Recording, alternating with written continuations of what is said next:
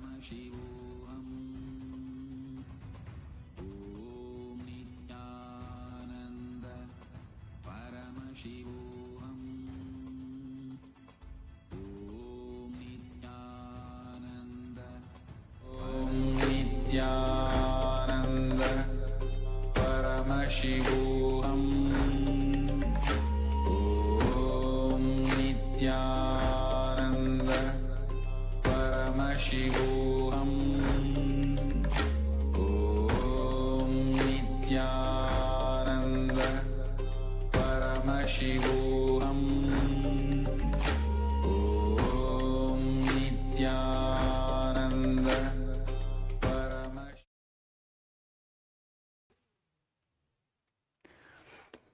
Nithyanandam, I welcome all of you on today's day 2 of Paramashivoham as we start our first session with Nithyananda Yoga.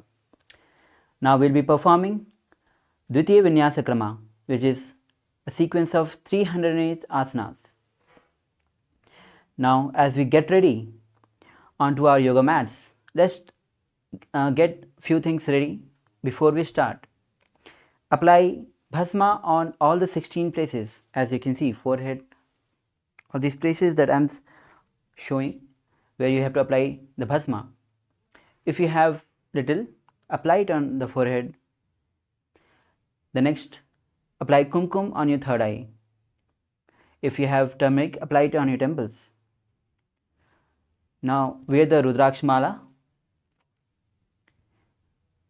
Hold, bring Panchpatram and cup and have water in the Panchpatram with ready. Now if you are in the male body, please remove your upper clothes. Please take few moments as you get ready with few things. Then we'll be starting with the Nithyananda Yoga.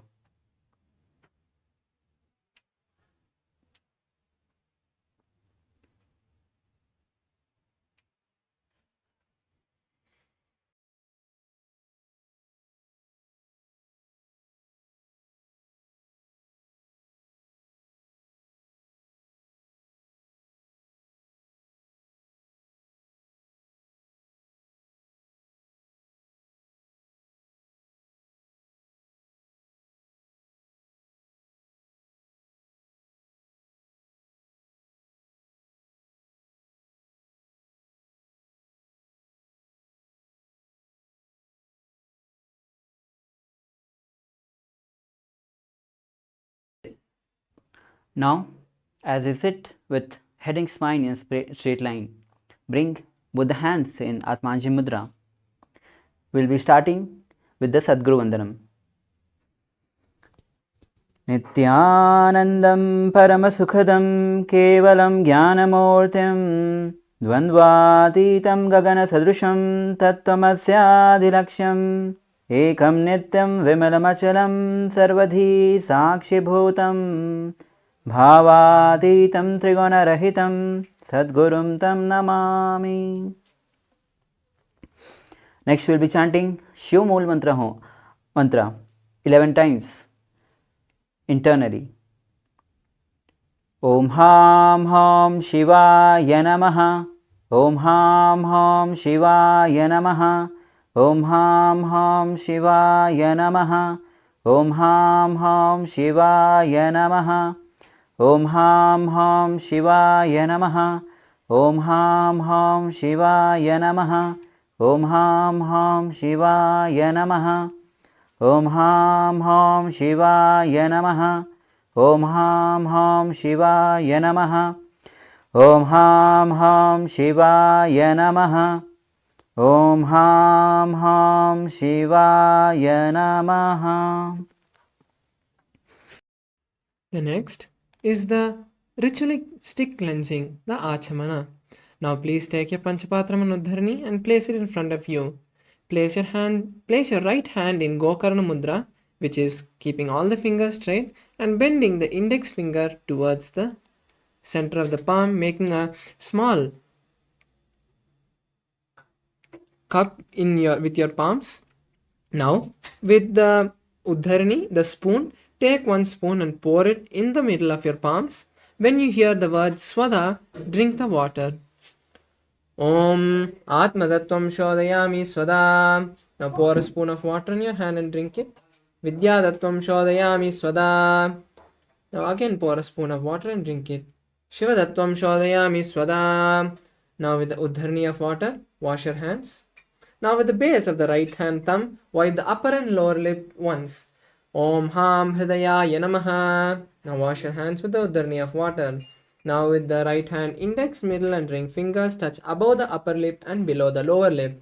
Wash your hands again with an Uddharni of water. Now with the index finger and thumb touch the right nostril, the left nostril.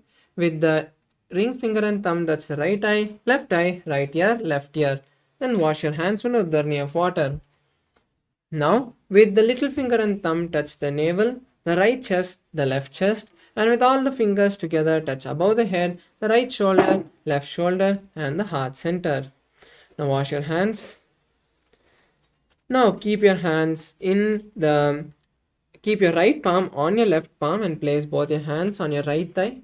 Now we'll be performing the Sankalpa, which is the conscious resolution. Now intensely sit with your eyes closed. As you listen to the mantras, hold on to that one declaration that you want to manifest through this sequence, through this intense practice of the Dvitiya Vinyasa Krama. Om Mamo Partha Samasta Dhuridakshaya Dwara Bhagavat Shri Nithyananda Paramashiva Prityartam Shri Nithyanandeshwari Paramashiva Shakti Sameta Shri Nithyanandeshwara Paramashiva Prityartam Cha Adhya Purvokta Evam Guna Visheshena Vishishtayam Asyam Shubhaditao Purana Arogya Yukta Dhrudagatra Yaugika Sharira Siddhyartam Paramashiva Shakti Avishkaranatam Nithyananda Yogabhyasam Karishye. Om. Now, with an Uddharni of water, wash your hands. Apaupasprishyam.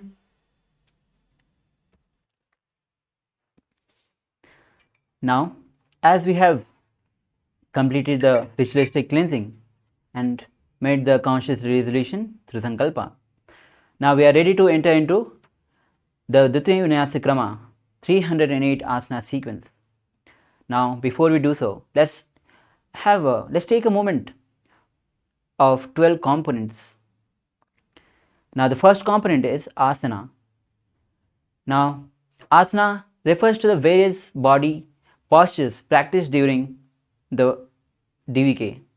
Now, it is each asana, a distinct set of energy circuit is engaged, subsequently stimulating the connected energy centers.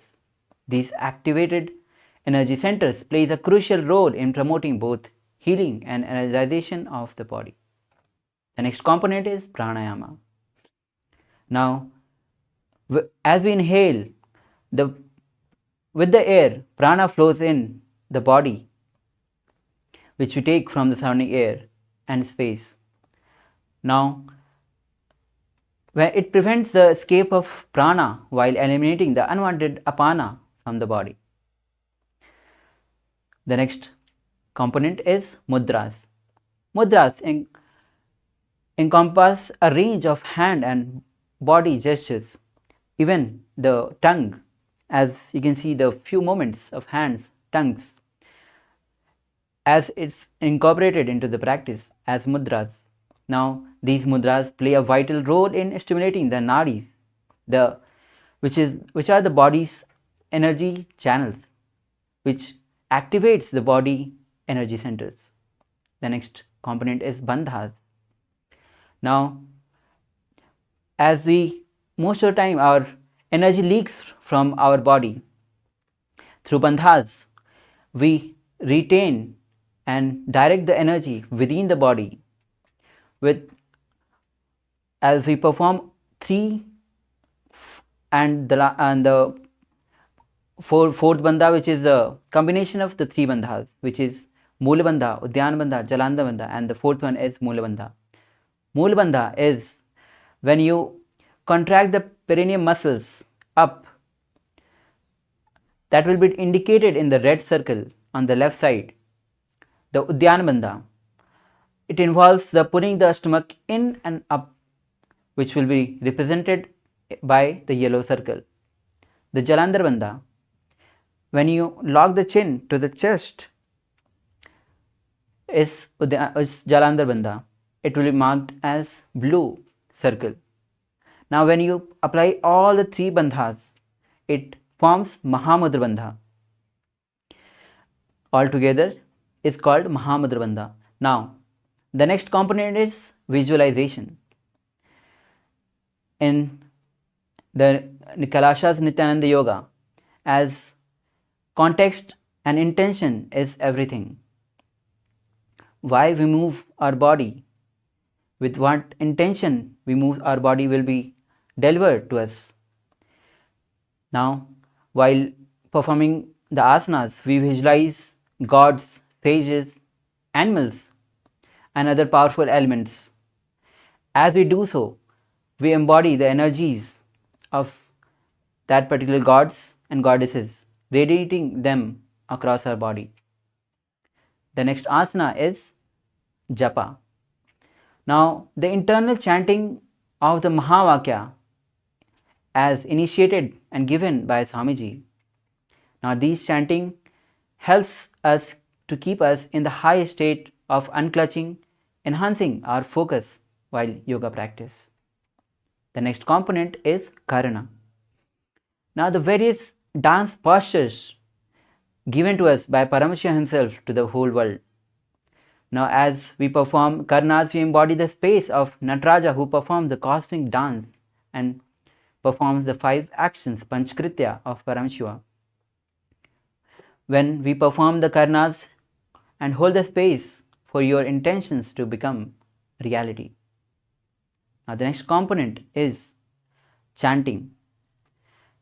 Now, these chanting are from the Shastra Pramanas, the authentic spiritual references of each asana derived from Vedas and Agamas.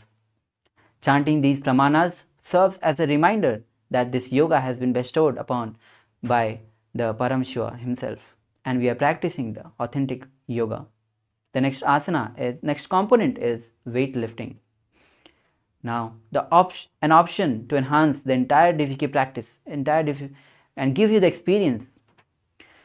Incorporating the weights into the asanas, adding an element of challenge and intrigue, elevating your experience of the practice itself.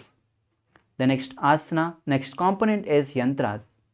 Now, yantras or the mandalas are the intricate geometric figures bestowed upon by the Paramashiva in the DVK practice. We'll be using Sri Yantra, as you can see behind a Sri Yantra being displayed at the back.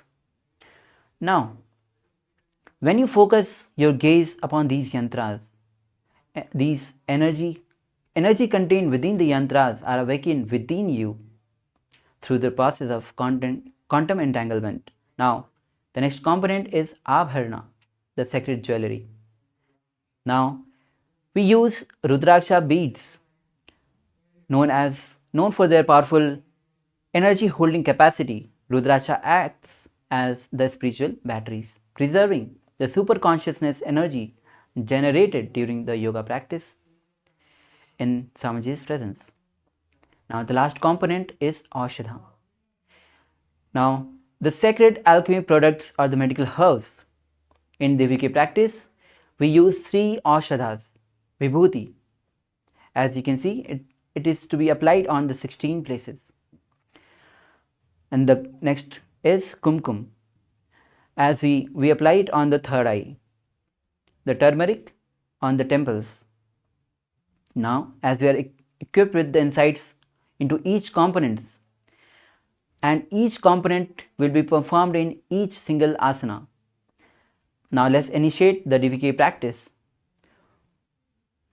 As we begin with unwavering focus and dedication, let's enter into the asana sequence of 308 asana sequence. Now, as we start with the first asana, which is Sukhasana.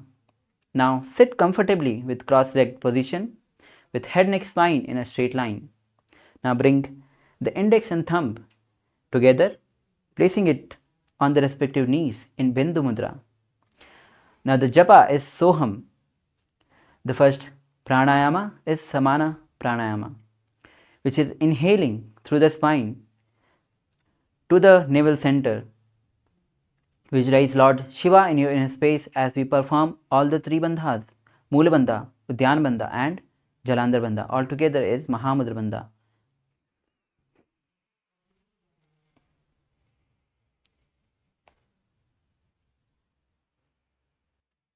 तत्सुख आसनमित्युक्तम् अशक्तस्तत्समाचरेत्. Release Udyan Bandha. Now the next asana is Parvatasana. Now bring the legs in Padmasana. With hands together, palms together at the heart center. Raise it above the head, straight.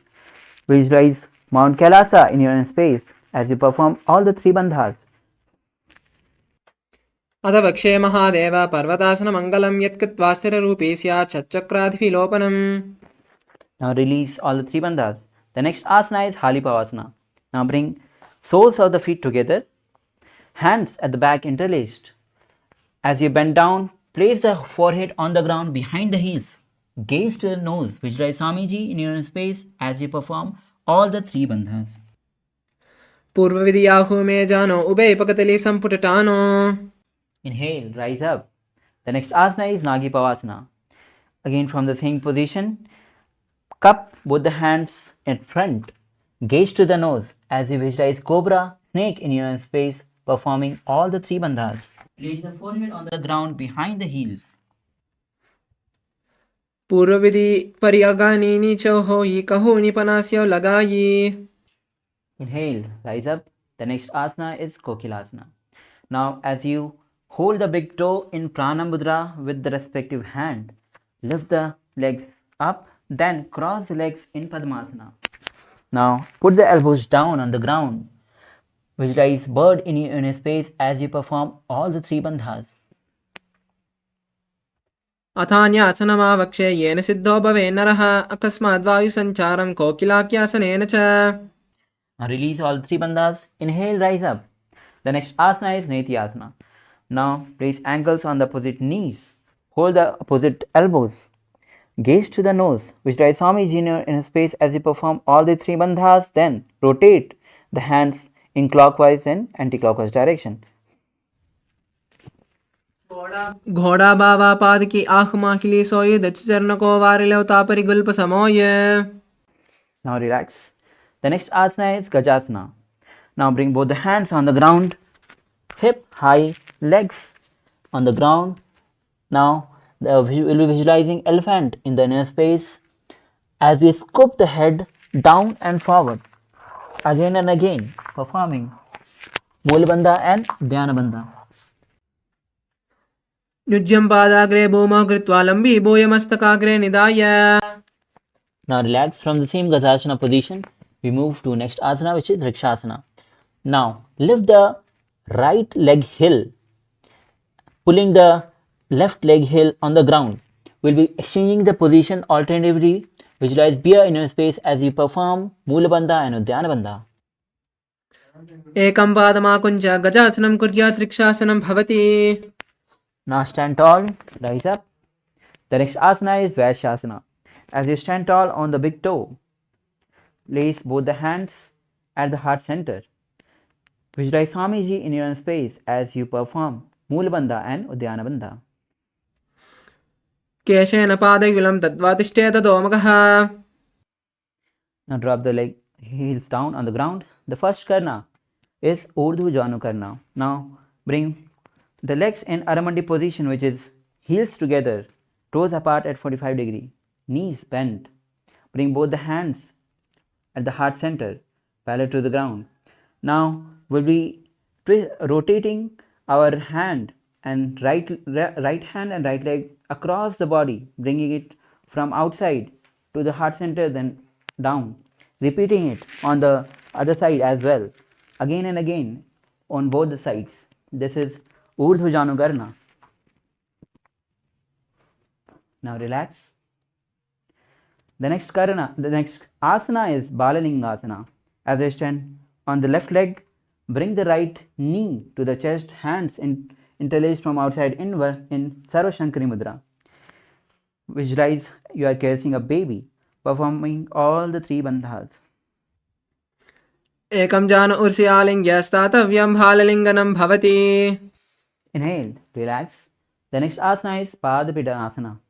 Now as you bring the right leg at the back of the buttocks, hold on with both the hands. Keep the head neck spine in a straight line as we visualize Swamiji in inner space performing all the three bandhas in Mahamudrasana. स्थित्वैकस्मिन् पादतले कराभ्यां यष्टयेतनुम्. Now, the next asana is Nataraj Asana. Now, with the respective hand, hold to the feet.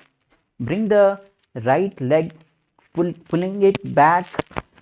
Left hand in Bindu Mudra at front. Bend the body forward. Visualize Lord Nataraja in your inner space as you perform Nataraj Asana. उत्तानपादं क्रौञ्चं च मरीचिं वीरभद्रकम्. Now relax. We'll be repeating Balalingasana on the other side as you stand on the right leg. Bring the left knee. Hands in Sarva Shankari Mudra. Perform all the three bandhas. As visualize you are caressing a baby.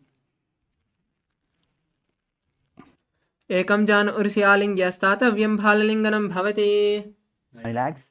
The next asana we'll be repeating is Padpidanasana as you bring the left leg behind the buttocks, holding with both the hands. Visualize Swamiji in your inner space as you perform all the three bandhas. स्थित्वैकस्मिन् पादतले कराभ्यां यष्टयेतनुं पृष्ठे पादपीडनमासनम्. Relax. The next asana is Nataraj Asana on the other side. As you stand on the right leg, bring the left leg, kick it back, holding with the left hand. Bring the right hand in Buddha Mudra at front. Bend, lean the body forward.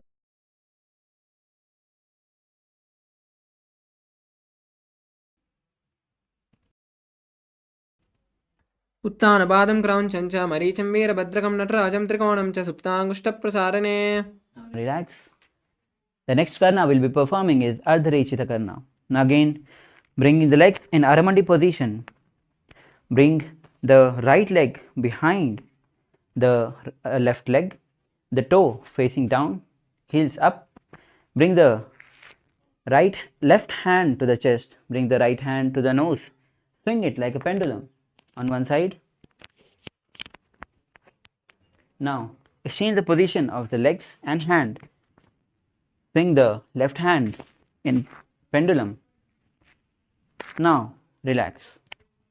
The next is a skeleton dance. Now, visualize yourself as a pure skeleton. Shake the body intensely. As you shake the body, visualize you have become pure bones. Relax all your muscles without any compulsions. Shake your body intensely. Now as you relax, the next karana is Katichina Karna. Again in the Aramandi position, which is heels together, legs 45 degree. Bend, knees bend. Bring both the hands at the back, palm facing back. Now twist the hip and hand, open the hand wide in right side and repeat this on the left.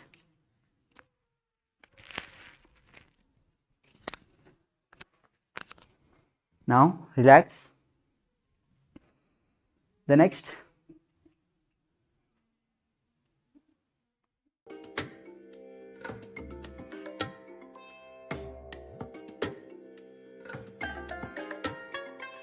I bless you all. Let you all open all your three eyes and manifest the powers of Mahasadashiva. Om Nithyananda Paramashivoham. Om Nithyananda Paramashivoham.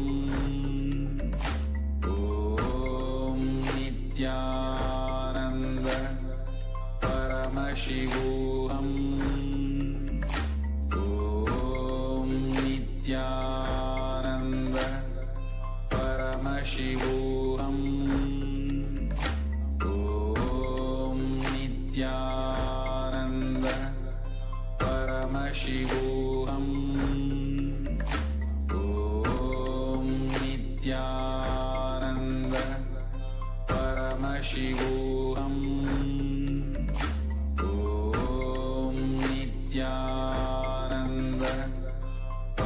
Paramashivoham.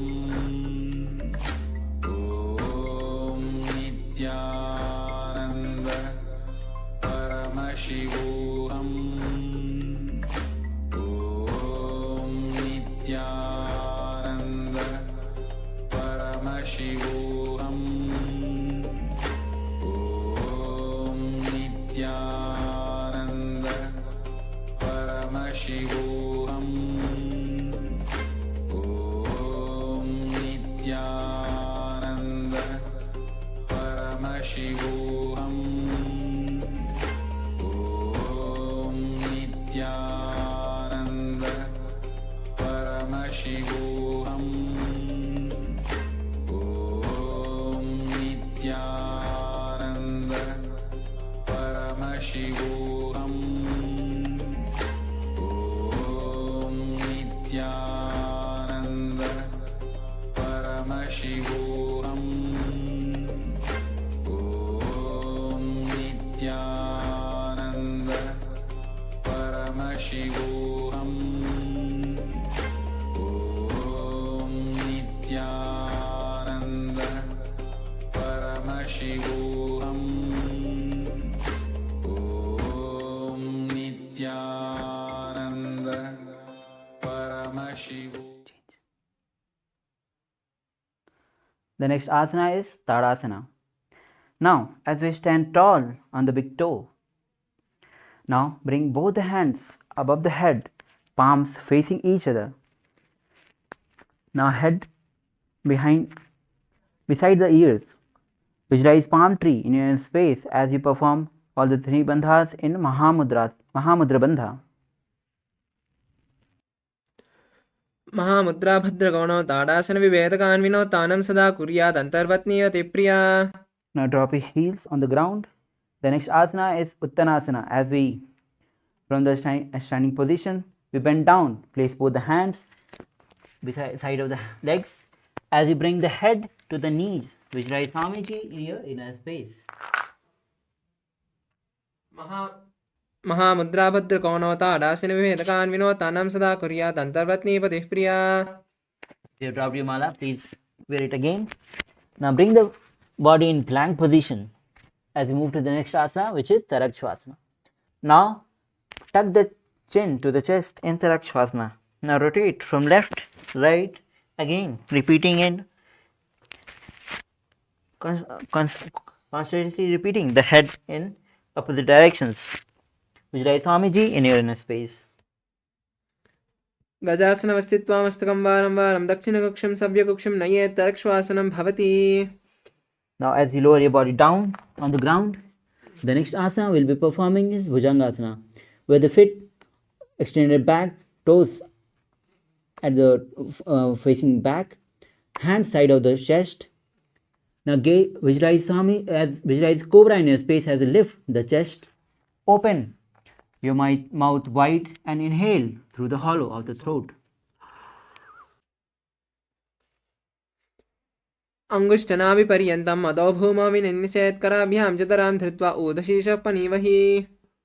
Now the next asana is Sasasana. As you bring the body in plank position again, now bring the left leg knee to the chest. Now exchanging the position alternatively with both the legs. Visualize Swamiji in your space as you perform Sasasana. गजासनसंस्थितौ जानुद्वयमाकुञ्च वारं वारं कर्तव्यं शासनं भवति. And again from the plank position, the next asana is Rathasana. Now bring the right leg between the hands, jump and bring the left leg. Alternatively switch the position of the leg. Visualize chariot in your space. गजासनसंस्थितौ एकैकं पादं पुरोमार्गेण भ्रामयित्वा कर्तव्यं रतासनं भवति. Now the next asana is Virabhadrasana. As you bring the right leg front, toes facing forward, left leg back, feet open wide sides. Now bring the right leg at 90 degree, gaze to the third eye. Bring both the hands above the head, palms facing each other. Visualize Lord Veerbhadra in your space as you perform Udyana Bandha and Moola Bandha. उत्तानपादं क्रौञ्चं च मरीचिं वीरभद्रकं नटराजं त्रिकोणं च सुप्ताङ्गुष्ठप्रसारणे. Inhale. Exchange the position of your leg. We'll be performing Virabhadrasana. Bend the left knee at 90 degree. Bring both the hands above the head. Gaze to the third eye. Visualize Lord Virabhadra in your space as we perform Moolabandha and Udyanabandha. उत्तानपादं क्रौञ्चं च मरीचिं वीरभद्रकं नटराजं त्रिकोणं च सुप्ताङ्गुष्ठप्रसारणे. Inhale. Now the next asana is Vrikshasana. Now stand on the left leg.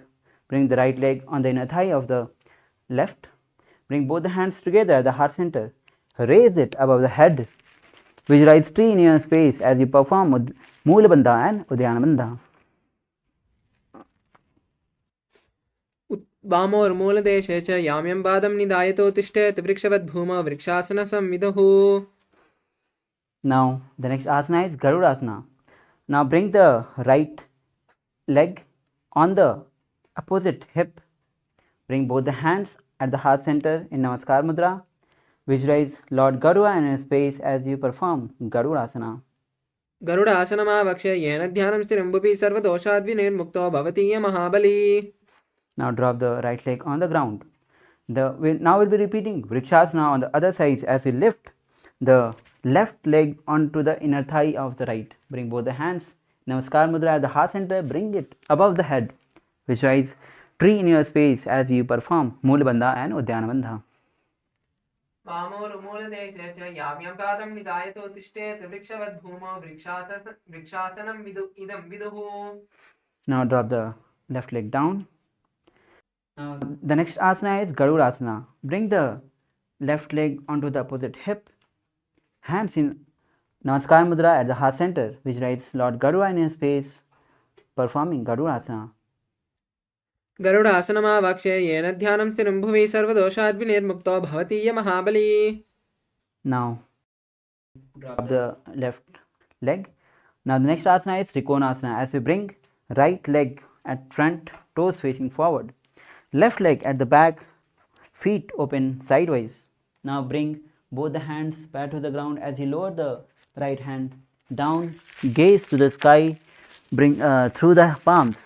Visualize triangle in your space as you perform Trikonasana. उत्तानपादं क्रौञ्चं च मरीचिं वीरभद्रकं नटराजं त्रिकोणं च सुप्ताङ्गुष्ठप्रसारणे. Inhale, rise up as we exchange the position. Now bring the left leg at front, right leg at the back, feet open sideways. Bring both the hands parallel to the ground, bend down, gaze to the sky. Visualize triangle in your inner space. उत्तानपादं क्रौञ्चं च मरीचिं वीरभद्रकं नटराजं त्रिकोणं च सुप्ताङ्गुष्ठप्रसारणे.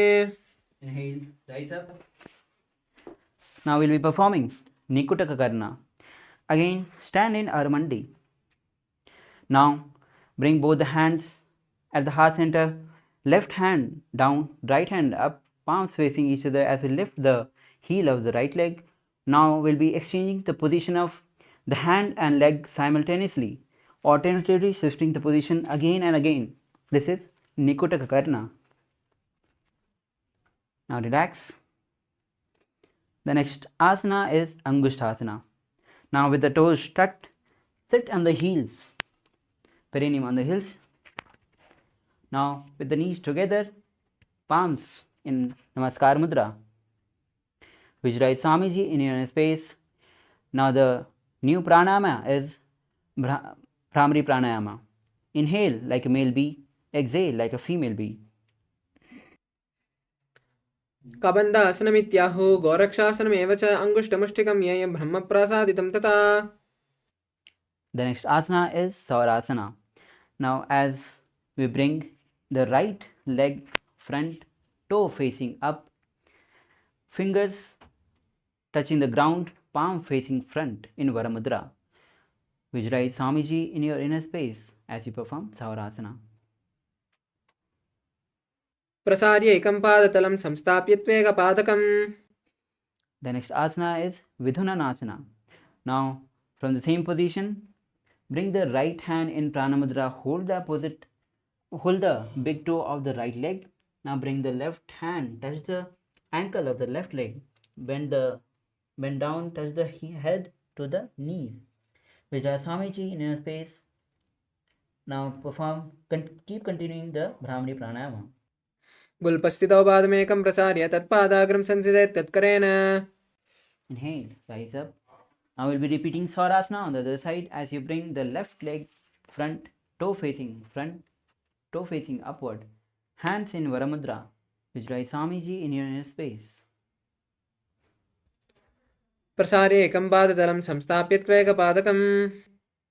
Now we'll be repeating Vidhunasana on the other side as you bring the left hand in Pranamudra. Hold the big toe of the left leg. Now bend the head to the knees. Vijray Swamiji in your space as you hold the ankle of the right leg. गुल्पस्थितौ पादमेकं प्रसार्य तत्पादाग्रं संस्थितेत् तत्करेण. Inhale, rise up. The next asana is Brahmajurankus Asana with the toes tucked, perineum on the heels. Now create a gap between the knees, back of the hands placing it on the knees. निवेशे एडीदो गोडा निवेशे कोर्पकदल्या की माहिली आयसमाहेरा सेमिली. Now release the Vijray Sage Kapila in space as you perform Mulabha, same sitting position. Shift the gaze from nose as the soles of the feet, toes tucked above the head, gazing through the asana is Mandukasana. Now, as a sit on this nectar flowing from Sahasrara Chakra, dipping down to the third eye, visualize frog in your space as you perform. Cross ankles at the back. Hands दक्षिणं सव्यगुल्पेन दक्षिणेतरेतरं हस्तौ जजान्वौ संस्थाप्य स्वाङ्गुलेश्च प्रसारे. hold the opposite toes. Gaze to the nose, visualize Swamiji in your inner space as you perform Mula part. Hands at the wrap at the back. Gaze to the nose as you visualize crow in your inner space. Continuing the Bhamni Pranayama. Visualize Swamiji in your inner space as you perform Kani Pavasana. आसन को गुण आसीद सुता होई तू आची होई. The next asana is Kapilasana. Now with both the hands on the ground, shoulder width apart, bring the top of the head on the ground. Now forming a triangle. Now with the knees on the hand, lift the leg down. The next asana is Parsha Mayurasana. Now squat on the toes with legs together. Now twist the body on right side. Now both the hands of both the elbows on the hip and thigh. Now lean forward, gaze to the third eye. Now extend the legs outside on the sides. Now perform Parshamayurasana, visualizing peacock in your inner space. मयूरं दण्डवत् कुर्यात् मयूरं दण्डनामकं कुर्यान् मयूरं पार्श्वाभ्यां मयूरपार्श्वनामकम्. Now relax. We'll be performing Parshamayurasana on the other side as you twist the body on the left side. Elbows on the knee and the hip. Extend the legs outward sides. Gaze to the third eye. Visualize peacock in your inner space. मयूरं दण्डवत् कुर्यात् मयूरं दण्डनामकं कुर्यान् मयूरं पार्श्वाभ्यां मयूरपार्श्वनामकम्. Now relax. The next asana is Vairagyanatthasana. Now from the plank position, bring the right leg from outside between the hands. Gaze to the third eye as you visualize Lord Kalabhairava in your inner space. आसन को गुण पीति जाई. Now bring the right leg back. Now bring left leg from outside between the hands. Gaze to the third eye. Visualize Lord Kalabhairava in your space. Performing Vairagyanatthasana on the other side. आसन को गुण पीति जाई. Now again from the plank position, we will be performing Unumukh Pitha Asana. Now bring the elbows onto the ground, hips high. Bring the legs forward. Gaze to the third eye. Visualize Swamiji in your inner space. भून्यस्थौ जाननी हस्तौ चतुष्पदवन्मुखम्. Now the next asana is Vasishtha Asana. From the plank position, left hand on the ground, twist the body, bring left hand up towards the sky. Gaze to the sky. Visualize Sage Vasishtha in your inner space.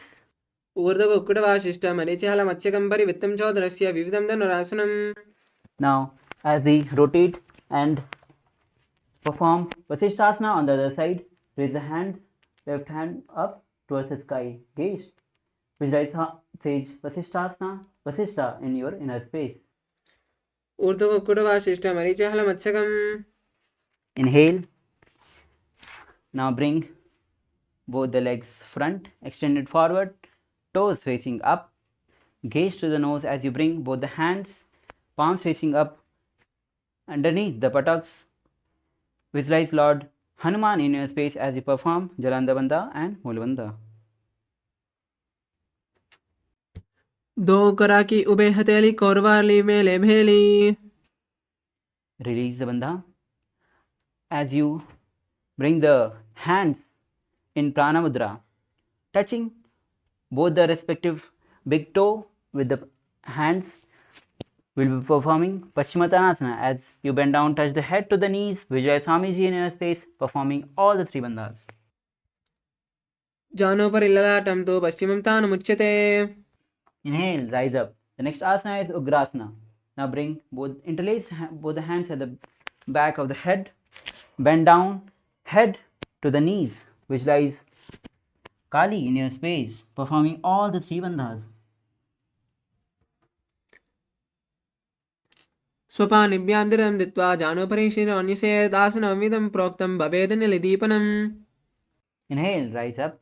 The next asana is Malichyasana. As you bring the right leg heel to the perineum, knees raised, wrap the hands at the back, head to the knees. Visualize Sage Marichi in your space. उत्तानपादं क्रौञ्चं च मरीचिं वीरभद्रकं नटराजं त्रिकोणं च सुप्ताङ्गुष्ठप्रसारणे. Inhale, rise up. The next asana is Mahamudrasana. As you drop the raised knee onto the ground, gaze to the nose as you perform all the three bandhas, bringing head to the knee. The japa is Mahasadaशिवोहम. महामुद्रां प्रवक्ष्यामि तन्त्रस्मिन् वल्लभे. Inhale, rise up. As you bring the right leg at front, extended front, bring the left heel to the perineum, knee raised, wrap the hands at the back, bring head to the knees. Visualize Sage Marichi in your inner space, performing Marichi Asana. उत्तानपादं क्रौञ्चं च मरीचिं वीरभद्रकम्. Inhale, rise up. Now drop the raised knee onto the ground. Gaze to the nose. Visualize Swamiji in your space as you touch the head to the knees, performing all the three bandhas.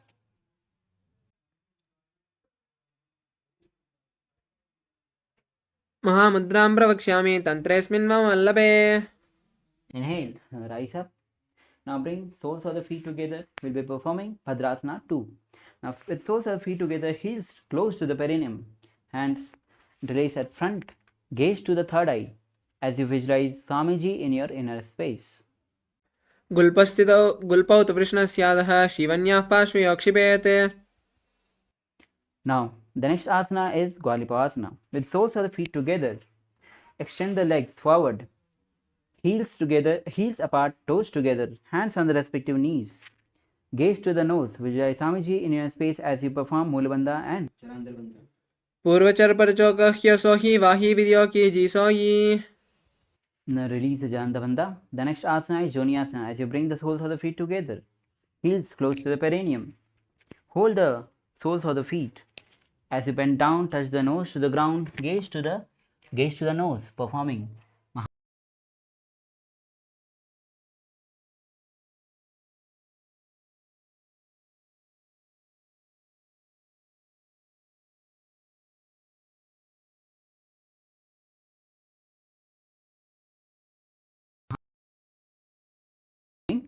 Now extend hands sidewise. Now touch forehead on the ground behind the heels. Now gaze to the nose as you visualize Swamiji in your inner space. पूर्वविधि पगी परी पगतली संपुटे soul AD milli रासे. Inhale, rise up with the soles of the feet together, heels close to the perineum. We'll be performing Siddha Samadhi Asana as you separate the heels, bring the hands underneath the legs, gaze to the nose, bend down, touch the forehead on the ground, throat to the big toe. दो पगदली संपुट करे, soul मेरे आज्ञा में धरे. Inhale, rise up. The next asana is Chinna Asana. Now with the soles of the feet together, heels close to the perineum. Open the sole feet like a book, with holding it with both the hands. Now keep the elbows on the knees, respective knees. As you gaze to the nose, visualize Swamiji in your inner space. दो पगदली येडी धरती मगिवा में लगावे. Inhale, rise up. Soles of the feet together. We'll be performing Charapat Chaukasana as place both the hands on the respective knees. Gaze to the third eye. Now visualize Swamiji in your inner space as you perform the Mula Bandha and Udyana Bandha. दो पगदली संपुट धारे, आगा में करे चार पसारे. Now relax. The next asana is Bhairavasana. Now sit and bring the toes, soles of the feet together with toes on the ground, knees apart, heels up. Now bring both the hands in Bindu Mudra on the respective knees. Gaze to the third eye. Visualize Lord Kalabhairava in your inner space as you perform Mool Bandha and Udyana Bandha. गुल्पो संपीड्य चान्योन्यं युत्क्रमेण समाहितः. Now relax. The next asana is Samanasana. Now with a left heel close to the perineum, lift the right leg to the chest. Gaze to the third eye. Visualize Swamiji in your space as you perform Samanasana. समानासनमा वक्षे सिद्धमन्त्रादि साधनादेकपादमनो बुद्धद्वा गुह्योन्यलिङ्गवत्तर्गे. The next asana is Apanasana. Now from the same position, bring the right leg on the top of the shoulders. Raise the other leg. Gaze to the third eye. Visualize Swamiji in your inner space. केवलं पादमेकञ्च स्कन्धे चारोऽपि यत्नतः. Now lower your legs down. We will be performing Samanasana on the other side as you bring the right heel close to the perineum. Lift the left leg to the chest. Gaze to the third eye. Visualize Swamiji in your inner space as you perform Samanasana on the other side. समानासनमा वक्षे सिद्धमन्त्रादि साधनात्. Now from the same position, we'll be repeating Apanasana. Now bring the left leg on the top of the shoulders. Lift the right leg. Gaze to the third eye. Visualize Swamiji in your inner space. केवलं पादमेकञ्च स्कन्धे चारोऽपि यत्नतः. Lower your legs down. The next asana is Gomukhasana. As you bring the left leg, fold the left leg down, bring the right leg on the top of the left, interlace the fingers on the top knee. Gaze to the nose as you visualize cow in your space, and the new pranayama is Sitakari pranayama. The japa is Om Nithyanandoham. सव्ये दक्षिणकल्पन्तो पृष्ठपार्श्वे नियोजये दक्षिणे पिता सव्यं गोमुखं गोमुखं यथा. The next asana is Anushyaasana. Now with both the hands in Prana Mudra, hold the opposite toes. Gaze toward the nose as you visualize Rishika Anushya in your inner space performing Sitakari Pranayama, then enter into Moolbandha and Dhyanbandha. दक्षिण गोड़ो नीकोटाने वामोता के ऊपर आने. Now release the Dhyanbandha as you move to Anushasana 2. Now hands interlaced at the back, gaze to the nose. As you bend down, touch the nose to the ground. Visualize Rishika Anusya in your inner space. जीवना गोड़ा की संधि उपरिदावा गोड़ा की संधि. Rise up. The next asana is Garudasana. As you bring the left heel to the perineum, right leg, knee raised, feet on the ground, hands on the respective knees, gaze to the nose as you visualize Lord Garuda in your inner space. दो पगवा मोरी एड़ी महिलवा गुल्पमूलद्वारिणी कैदे. Next asana is Naradasana. Now sit on the left heel. Now interlace the fingers at the back. Gaze to the third eye as you twist on the right side, visualize Sage Narada in your inner space.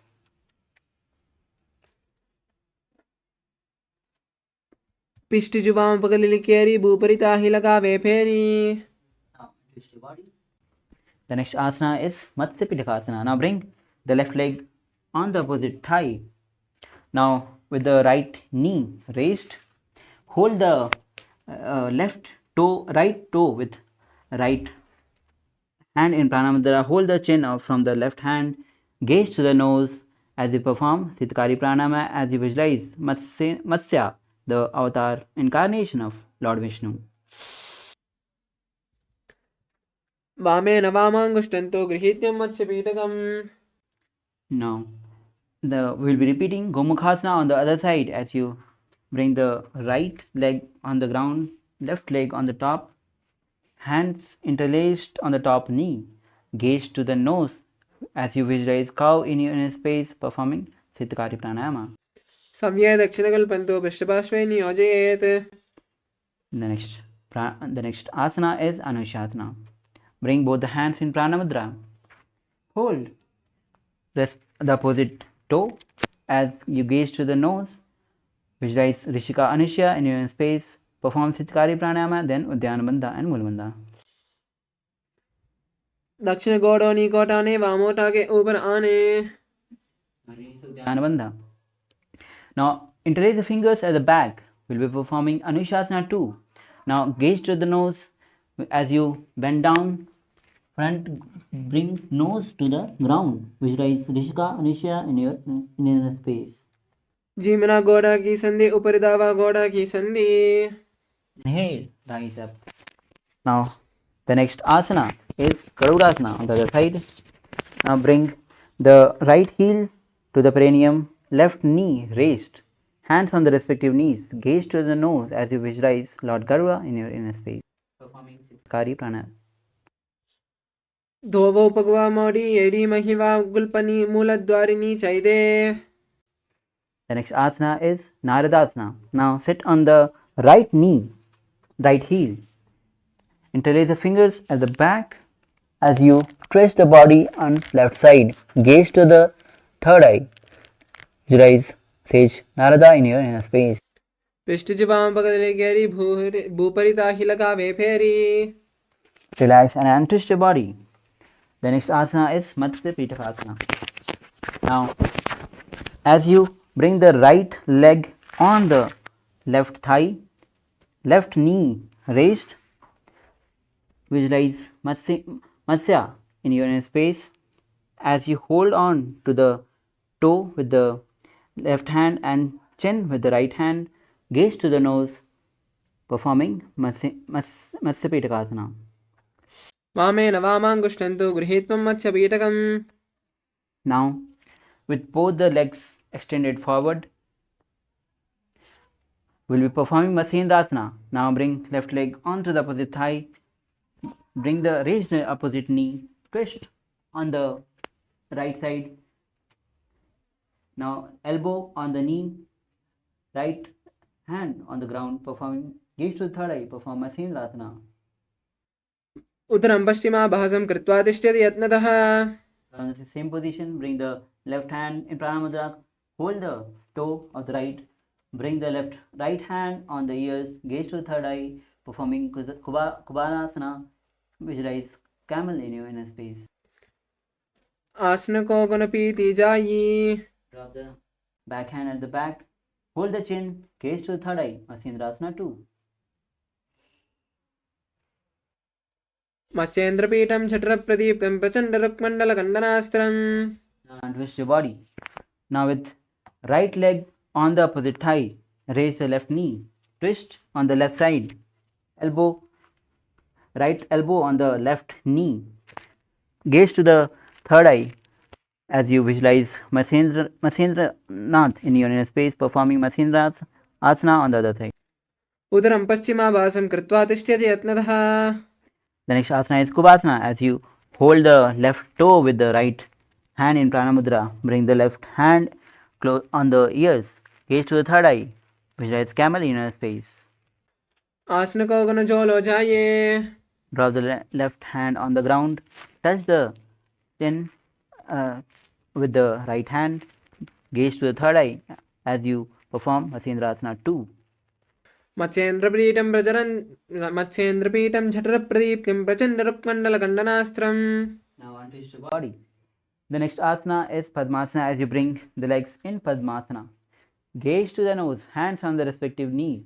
Visualize Lord Shiva in your space as you perform Chitkari Pranayama and Mahamudra Bandha in all the three bandhas in Mahamudra Bandha. आसनं द्विविधं प्रोक्तं पद्मं वज्रासनं तथा. Now release all the three bandhas. The next asana is Padmasana 2. Hands in Pranamudra, hold to the opposite big toes. Gaze to the nose as you visualize yourself as Goddess Parvati, consort of Shiva, performing Sitali Pranayama. उत्तानौ चरणौ कृत्वा ऊरुसंस्थौ प्रयत्नतः. Now the next asana is Kukutasana. From the Padmasana, bring both the hands between the thigh and the calves. Now with the hands on the ground, lift the body off the ground. Visualize rooster in your space as you perform Kukutasana in Sahaj. पद्मासनं सुसंस्थाप्य नानोर्वोरन्तरे करौ. Now lower the body down. The next asana is Baddhakikyasana with legs in Padmasana, hands forward on the ground, fingers facing towards the body. Now elbows side of the navels as you lift the leg off the ground. Visualize Samadi in your inner space. धरामाष्टभ्यकरत्वयेन तत्पुरप्रीस्थानीय पाश्विताश्वः. The next asana is Mayurasana. Now with the hands on the ground, palms facing towards the body, elbows towards the navel. Lift the leg off the ground. Visualize peacock in your space as you perform Mayurasana. अथ वक्षे महादेव मयूरासनमुत्तमं भूमौ निपात्य हस्तौ द्वौ कूर्परोपरि देहकम्. Now relax. As you lower your body down, we'll be performing Makarasana. Interlace the fingers at the back, feet open sidewise, performing Makarasana. Visualize crocodile in your inner space. अध्याससेते हृदयं निधाय भूमौ च पादौ च प्रसार्यमाणौ. Now place both the hands side of the shoulders, toes facing back. Now we'll be lifting the leg and thigh off the ground as you visualize lobster in your inner space, performing Salabhasana.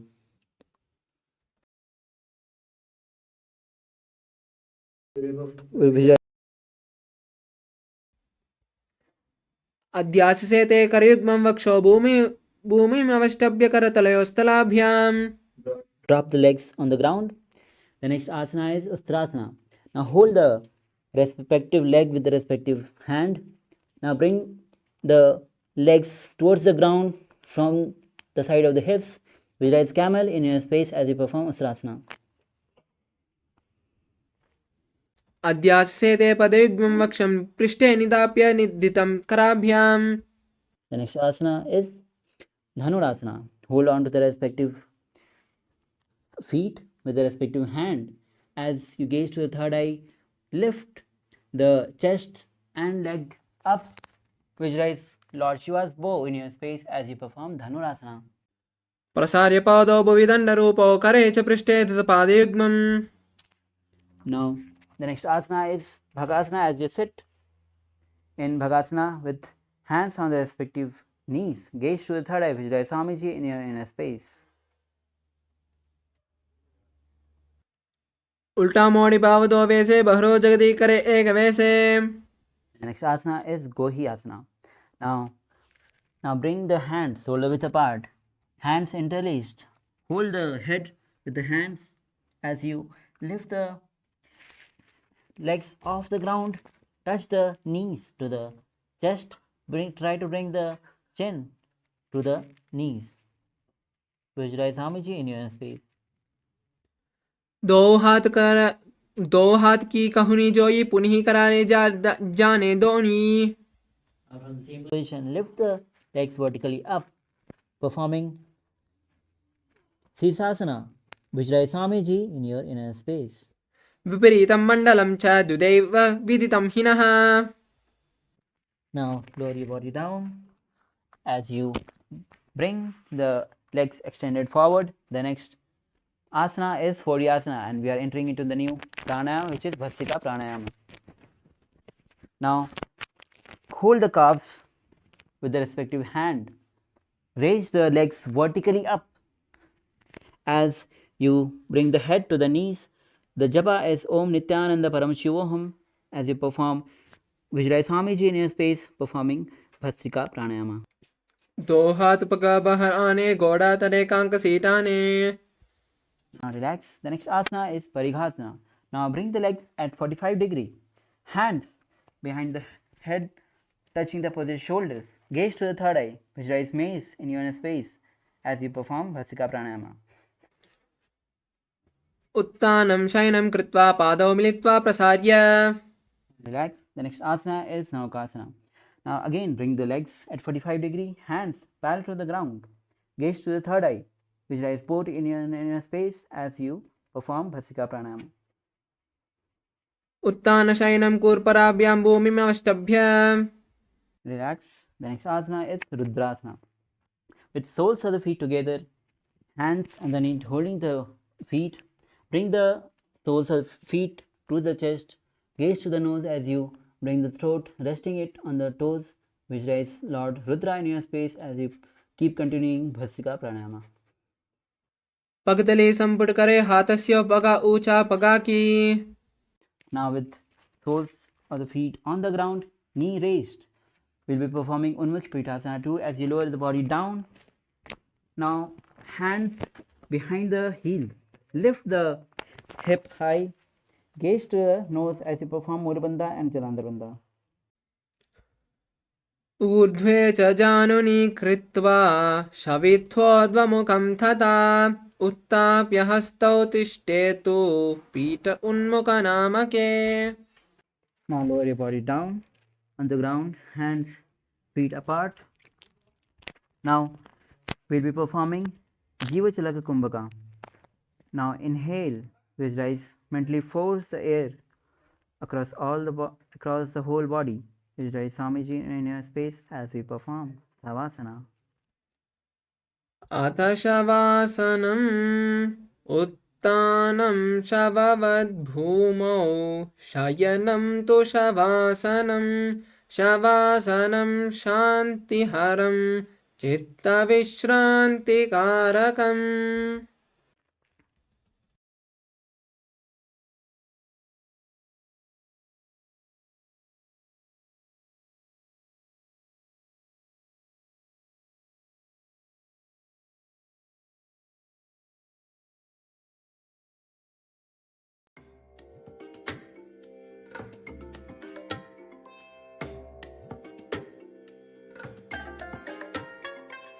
I bless you all.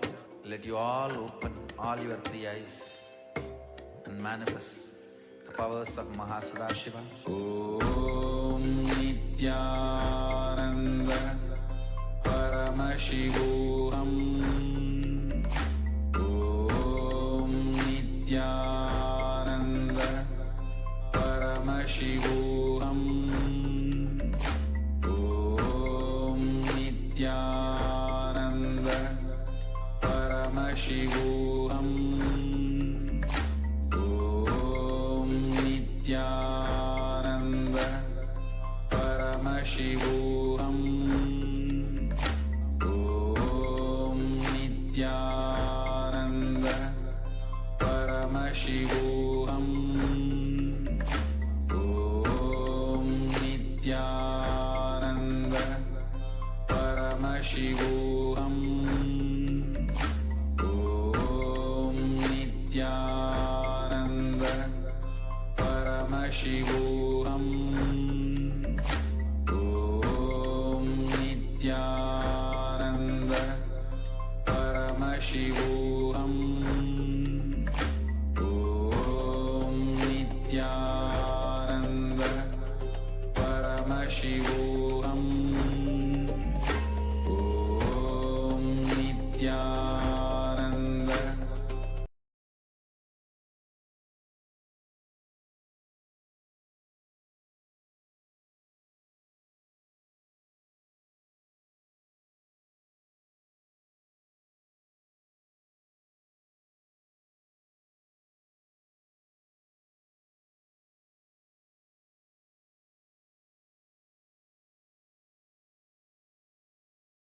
Nithyananda.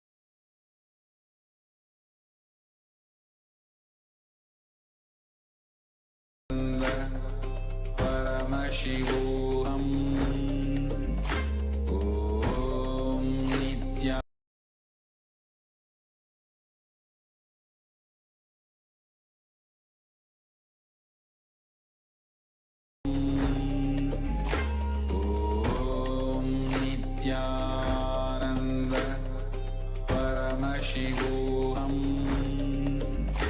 Om Nithyananda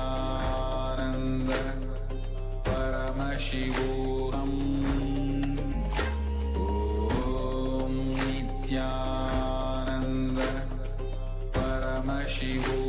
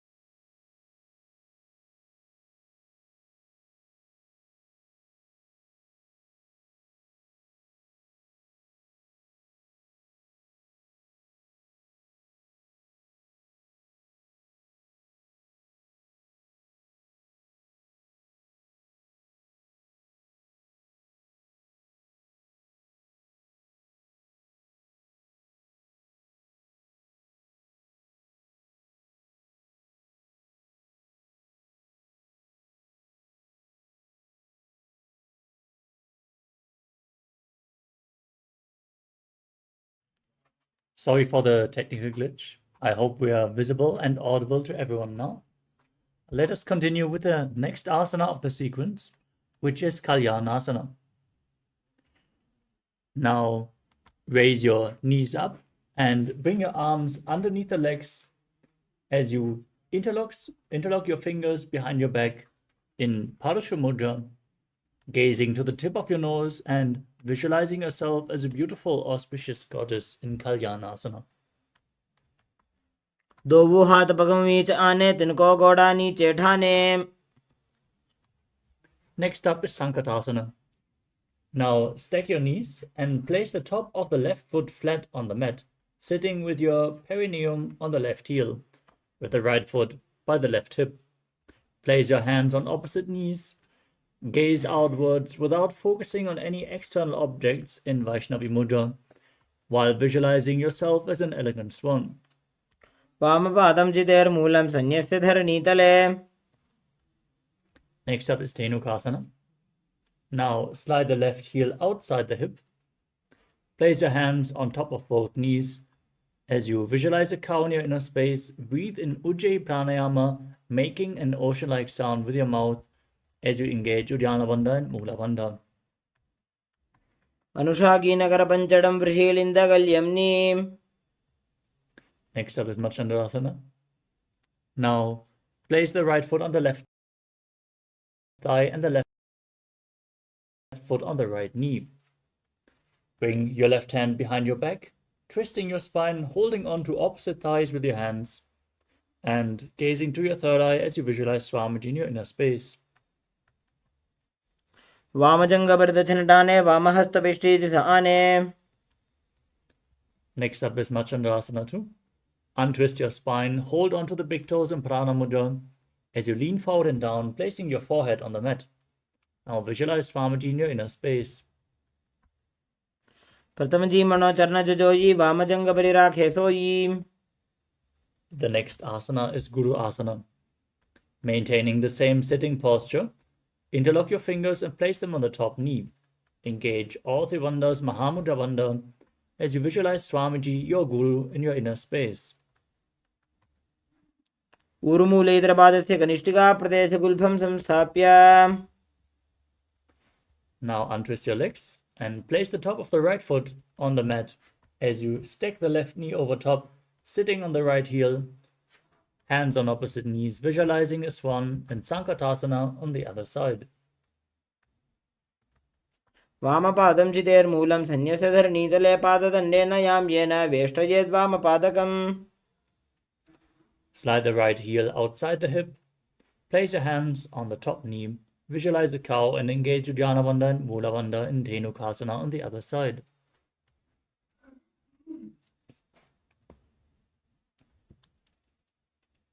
वामजङ्घपरदक्षिणटाने वामहस्तपिष्टीति स आने.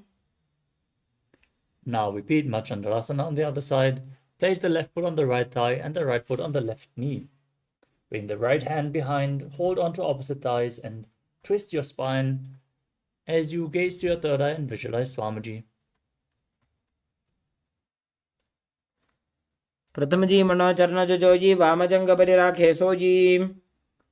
Untwist your spine, hold onto the big toes and lean forward and down in Machandrasana 2 on the other side.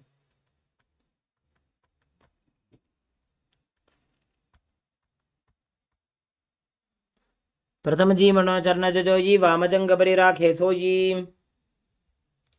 Now interlock your fingers, place them on the top knee, engage all three bandhas and visualize Swamiji, your Guru, in Guru Asana. ऊरुमूले इतरपादस्य कनिष्ठिका प्रदेशगुल्फं संस्थाप्य.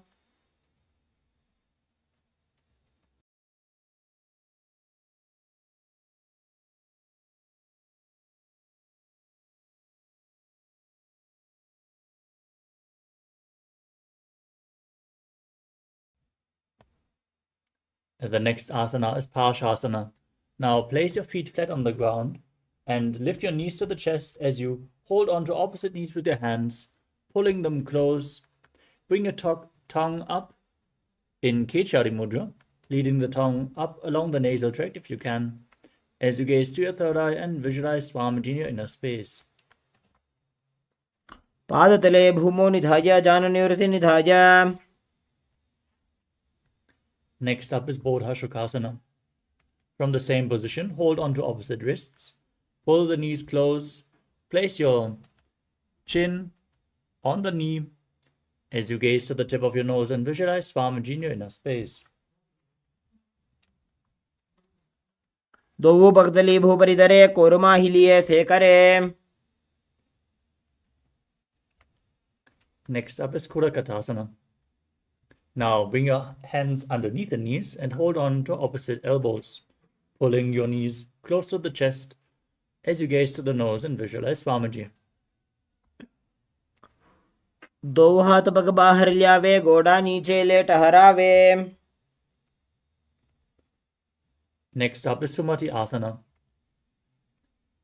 As you maintain the hold underneath the knees, gaze to the tip of the nose and visualize the great sage Valmiki, Sumati, the Maharishi Sumati, as you bring the heel of the right foot over top of the left with the toes pointing up in Sumati Asana. मूलद्वारी धरती परिठाने डावा पग परिदक्षपद आने. The next asana is Dandasana. Now stretch your legs out in front and interlock your fingers as you raise your hands up high with the wrists pointing outwards. Gaze to the tip of the nose. Engage all three bandhas as you visualize Swamiji in your inner space. इदानीं गर्भिणीनां योगाभ्यासो यथा लघु.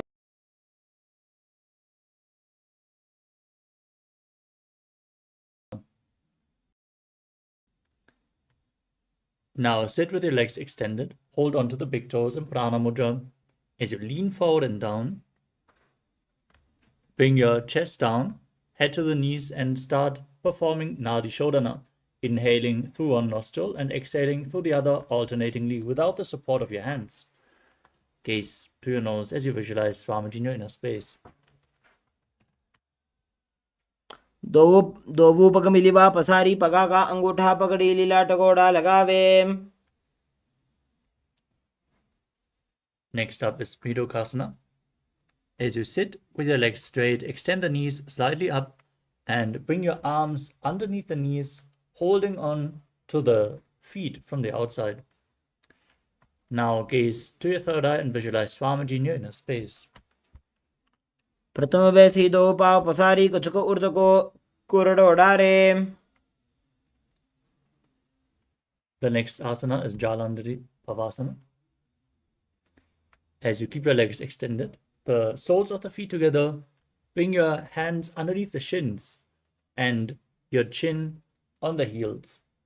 As you gaze to your nose and visualize Swamiji in your inner space.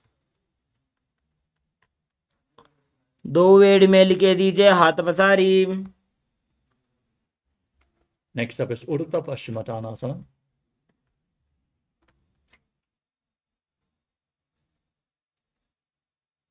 With your legs extended, bring one leg over top of the shoulder and behind your neck.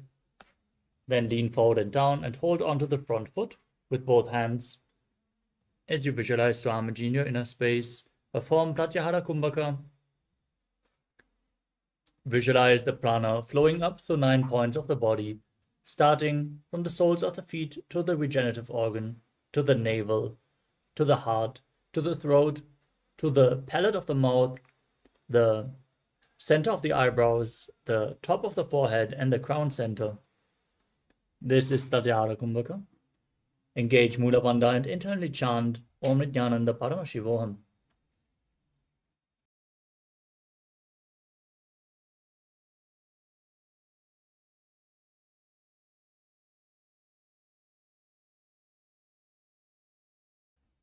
पश्चिमतानवत्सं स्थितिं कृत्वा एकं पादं ग्रीवायां धृत्वा तिष्ठेत्.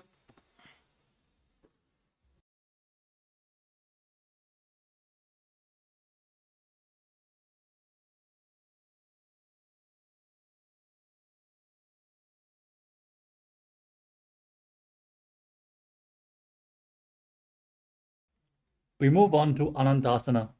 With your legs still behind your neck, lean backwards, lay flat. As you hold on to the foot behind your head with the opposite hand. Gaze to the tip of the nose and visualize your infinite, endless, eternal. उत्तानशयनी एकैकं Pai ग्रीवायां विन्यस्य. Next up is Ankushasana. From the same position, roll onto the side of the hand, holding onto the foot. Rest on the side of your body as you gaze to the nose and feel in complete control. उत्तानशयित एकैकं पादं ग्रीवायां कुर्वन्. Next up is Drushasana. Lay flat on your back and then pull your knees towards your chest, encircling them with your hands, rocking your body from side to side, relaxing your spine and visualizing Swamiji in your inner space.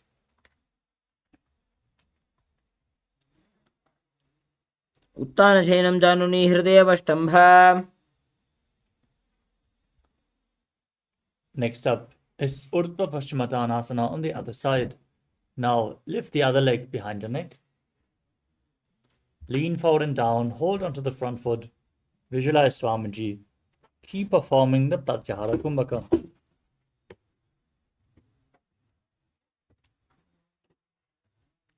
पश्चिमतानवत्सं स्थितिं कृत्वा एकं पादं ग्रीवायां धृत्वा तिष्ठेत्.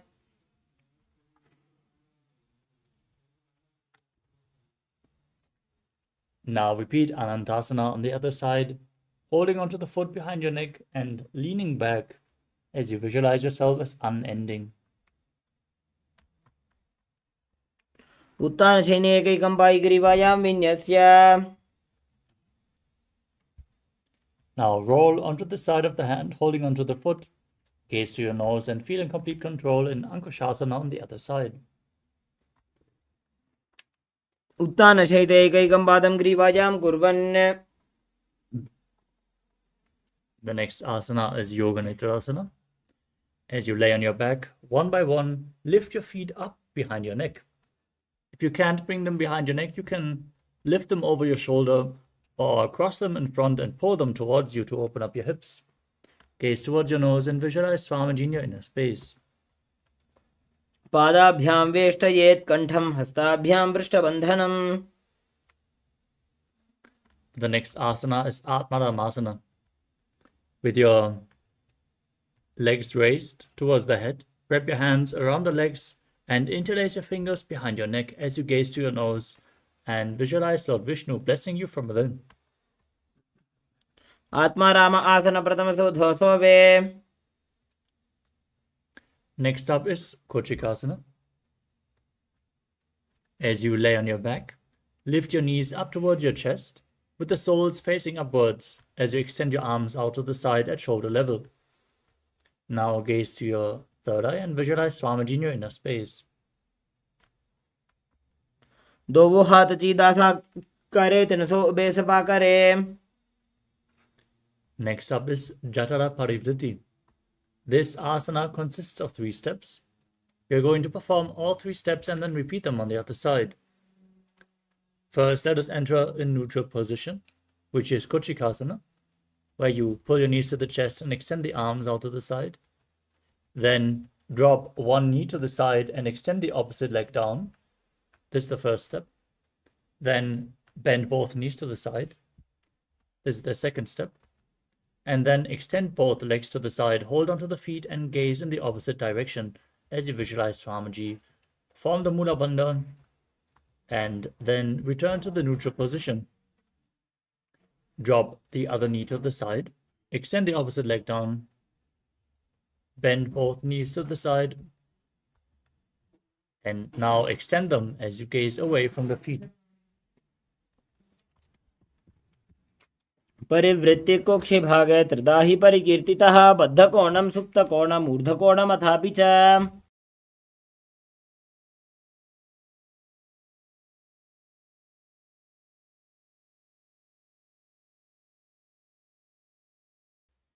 The next asana is Dviparapitam.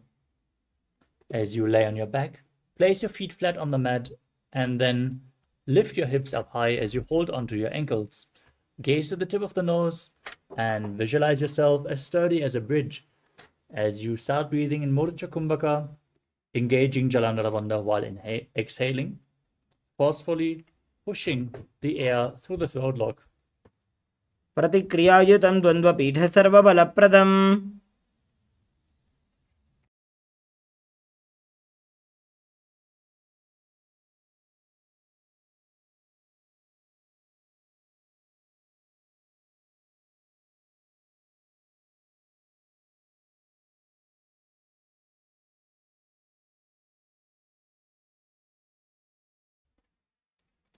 The next asana is Paryankasana.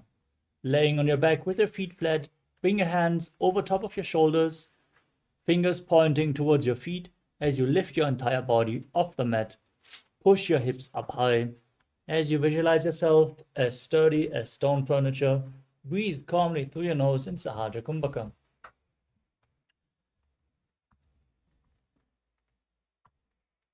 उत्तानशयनं हस्ततलाभ्यां भूमिं वष्टभ्याम्. Next up is Shvottanasana.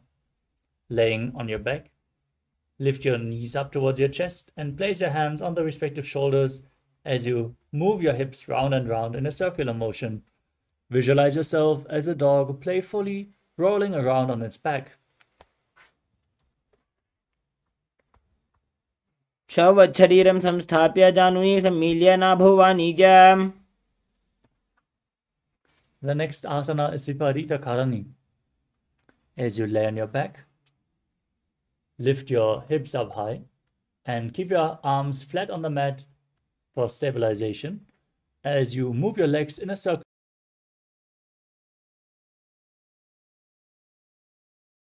Mula Bandha engaged. भूतले सुशिरो दत्त्वा खेनये चरणद्वयम्. Now from that position, stop the movement of the legs in Viparita Karani 2 as you keep visualizing Swamiji. Karni विपरीताख्या सर्वाधिव्याधिनाशिनी. Next up is Langalasana. As you lay on your back, lift your hips up and bring your feet over top of your head, interlocking your fingers behind your back, flat on the mat in Parashamudra, visualizing yourself as a plow. नरकासने स्थित्वा नासिकाप्रदेशे भूमौ पादपृष्ठे स्थाप्य. Next up is Shaita Paschimottanasana. As you lay on your back in this position, hold on to your feet above your head, keeping your arms and legs straight. This is one of the 84 asanas revealed directly by Lord Paramashiva himself. तानं शयित्वात् कुर्वीत शयितपश्चिमतानकम्. Next up is Supta Konasana. From the same position, bring your hips over the shoulders and then open your legs wide. Visualize Swamiji in your inner space. Keep holding onto your feet. परिवृत्ते कुक्षि भागे त्रिदाहि परिकीर्तितः. The next asana is Chakrasana. Join the feet again together above the head. Hold onto your ankles and then roll onto your back, keeping your arms and legs straight as you visualize yourself as a wheel, a chakra. शवासनस्तद्वौ पादौ कुर्यान्मस्तकतः परौ. The next asana is Supta Prasarita Paramishtasana. As you lay on your back, straighten your legs up at a 90-degree angle and hold on to the big toes in Prana Mudra. Then open your legs wide to the side as you visualize Swamiji in your inner space. उत्तानपादं क्रौञ्चं च मरीचिं वीरभद्रकम्. Next up is Supta Parangushtasana. As you just join the feet together above the body, holding onto the big toes from the previous position, visualize Swamiji in your inner space. उत्तानपादं क्रौञ्चं च मरीचिं वीरभद्रकम्. The next asana is Matsyasana. From Supta Parangushtasana, cross your legs into Padmasana and lay down flat on your back as you hold on to opposite elbows above your head. Gaze to the tip of your nose and visualize Matsya, the fish avatar of Lord Vishnu. मुक्तपद्मासनं कृत्वा उत्तानशयनं चरेत्.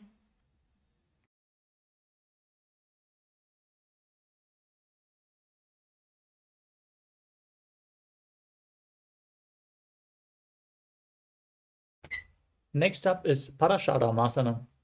From the same position, place the back side of the right hand onto the left above your head. Rest in Padmasana on your back as you gaze to your nose and visualize Lord Rama in your inner space. प्रथमकरे पद्मासन आचे सुधो सोवे भूपरिपाचे. Next up is Sarvangasana. With your legs in Padmasana, laying on your back, raise your legs and then your hips, supporting your lower back with your hands in an inverted posture in Padmasana as you gaze to the nose and visualize Swamiji in your inner space.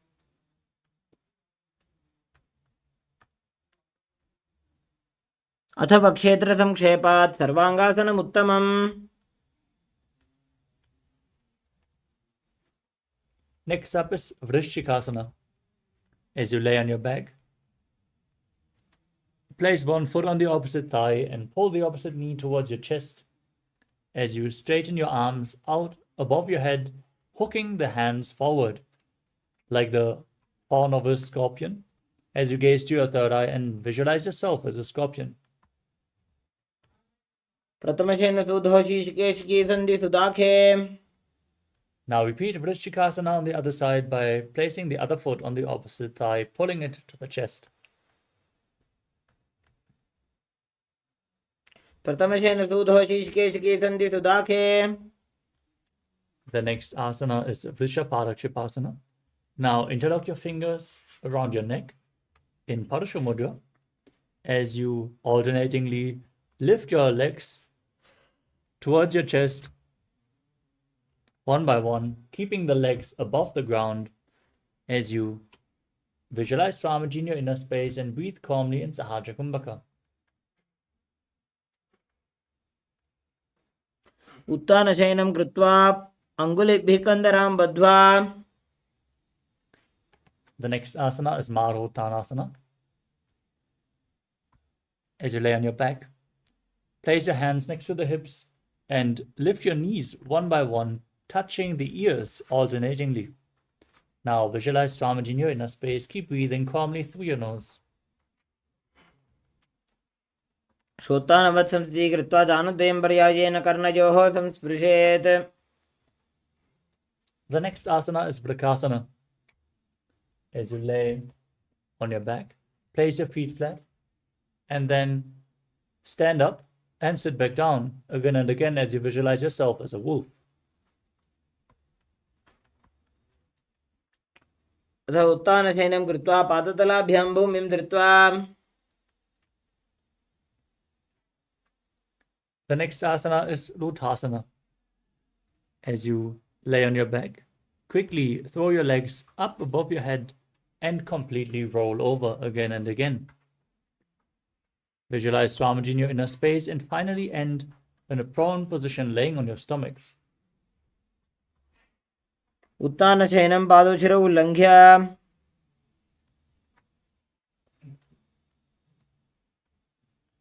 From the prone position, place your hands next to the shoulders, flat on the mat, as you contract your lips, making a whistling sound like the sound of a flute while inhaling. As you visualize yourself as a chariot carrying warriors into a battle for Dharma on your chariot back in Saladhasana. युज्यं शयनं कृत्वा नाभिं भूमौ निधाय. The next asana is Dehalyulankanasana. As you push your body up into a plank position, alternate jumping your feet in between the hands, back and forth, visualizing yourself transcending body and mind. हस्तद्वयं बद्ध्वा तन्मध्ये चरणद्वयं मुड्डानैव बहिरानीय. Next up is Jatyasana. As you stand on the mat, lean forward and down, placing your hands flat on the ground and walking back and forth on all fours as you visualize yourself as a wise 6-year-old elephant. अथ जात्यासनं वक्षे येन जातिस्मरो भवेत्. Next up is Lolitika Karana.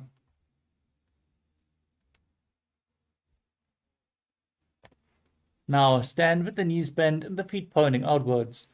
Bend your elbows and keep your hands at the chest level as you rotate your arms around the body and lean back to move your head in all directions.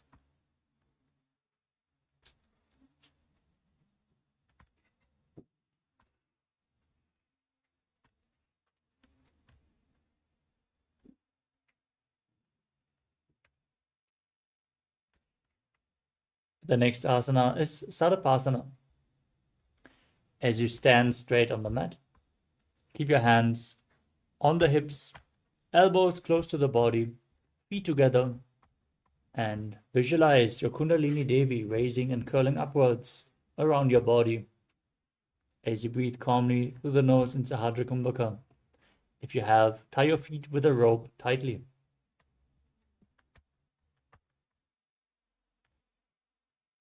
अथ सर्पासनं वक्षे वायुपाणाय केवलम्.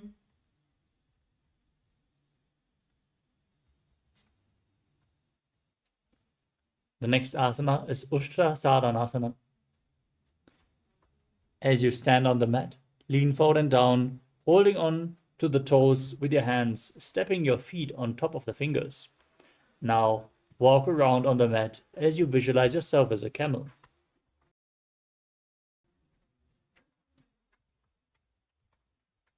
मुष्टिकनिष्ठिका प्रदेशेन भूमौ निधाय उपरि पादतले संस्थाप्य.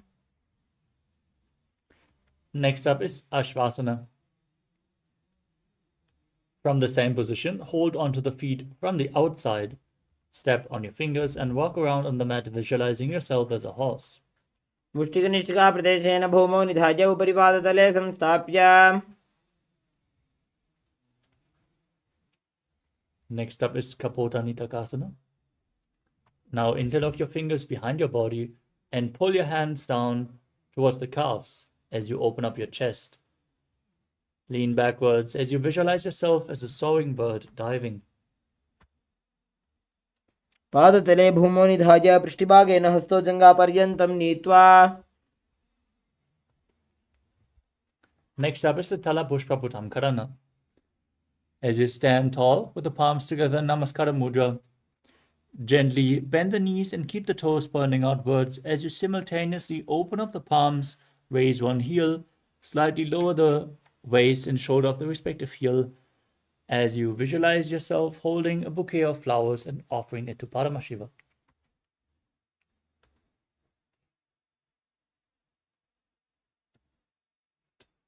Next up is Khadgasana. As you visualize yourself as a rhinoceros, gaze to the tip of the nose and then lay down on your stomach, jump your feet up towards your hand, stand back up and bring your hands in Namaskara Mudra in front, resembling the horn of the rhinoceros. आसनं कृत्वा पादतलाभ्यां भूमिं धृत्वा. Next up is the Uttanottanam. You can use weights to intensify this asana. As you sit down all the way or as low as you can towards the ground and then stand back up again and again. Gaze to the tip of your nose and visualize Swamiji in your inner space. पुनः पुनः उत्थातव्यम् स्थितव्यम् इति उत्थानोत्थानं भवति. Next up is Musalasana. From a standing position, raise your hands above your head and jump repeatedly as you visualize yourself as a mace. सरलं स्थित्वा ऊर्ध्वं बाहु नयेत्. Next up is Ucheshakasana.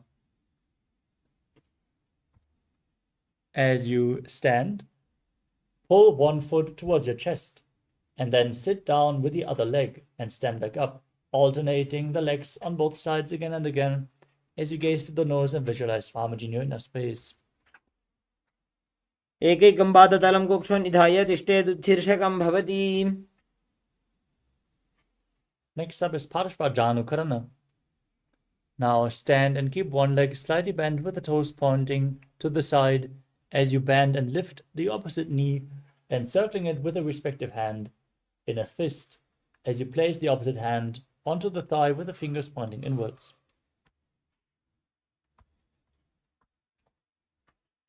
We move on to Tandavasana. As you stand on the mat, extend one leg and both arms forward, then sit down and stand back up as you visualize yourself fiercely dancing as Lord Shiva, holding weights if you want to intensify this asana. एकेन पादेन स्थातव्यं ताण्डवासनं भवति.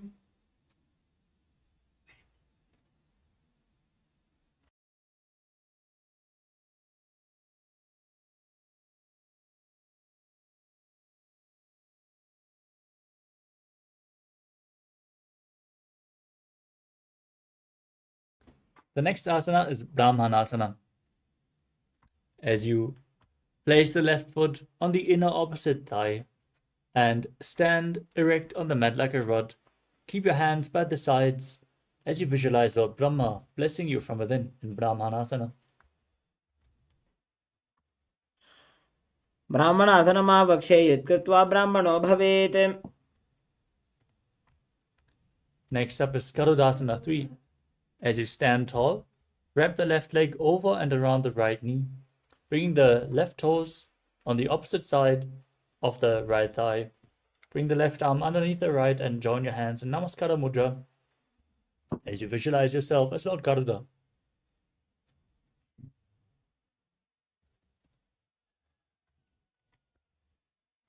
उत्थानकूर्मपीठं च संहस्गारुणमेव च.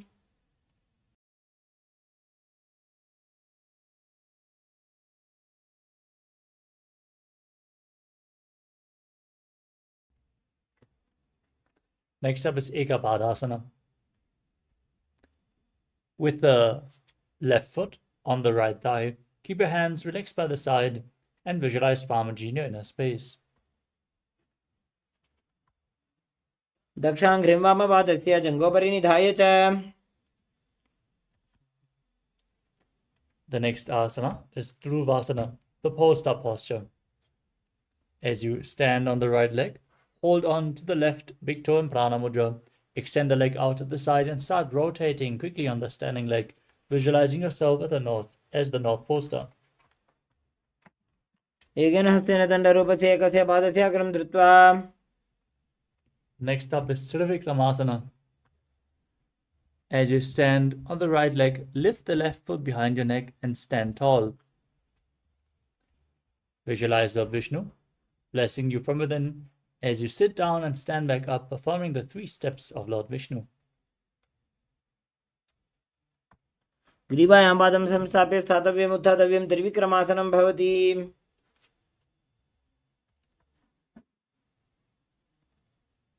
Next up is Parshvajanukarana. On the other side, now lift the other knee towards your chest and circle with the hand in a fist, opposite hand on the thigh with the fingers pointing inwards.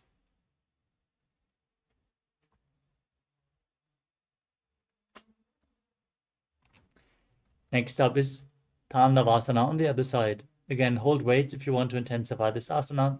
As you visualize yourself fiercely dancing as Lord Shiva, extend the opposite leg forward and sit down and stand back up. एकेन पादेन स्थातव्यं ताण्डवासनं भवति. Now repeat Brahmanasana on the other side, with the right foot on the inner opposite thigh of the left leg, hands relaxed by the side. Visualize Lord Brahma blessing you from within. ब्राह्मणासनमावक्षे यत्कृत्वा ब्राह्मणो भवेत्. Next up is Garudasana 3. On the other side, now bring the right foot over top and behind of the left leg as you bring the right arm underneath the left, hands in Namaskara Mudra, visualizing yourself as Lord Garuda. उत्तानकूर्मपीठं च संहस्गारुडमेव च. The next asana is Ekabhadasana on the other side. Keep the right foot on the left thigh, hands relaxed by the side as you visualize Swamiji in your inner space. दक्षाङ्घ्रिं वामपादस्य जङ्घोपरि निधाय च. Now repeat Dhruvasana, the poster posture on the other side. Rotate as you visualize yourself as a north poster. एकेन हस्तेन दण्डरूपस्य एकस्य पादस्य अग्रं धृत्वा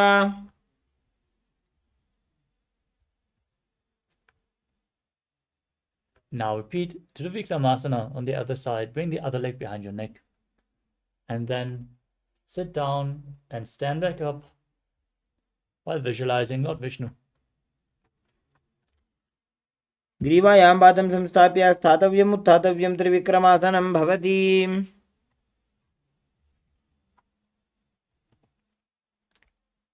And next up is Samanakakarana. Stand with your feet close together and the toes pointing slightly outwards, with your hands relaxed by the sides, fingers pointing one by one. As you breathe calmly in this position.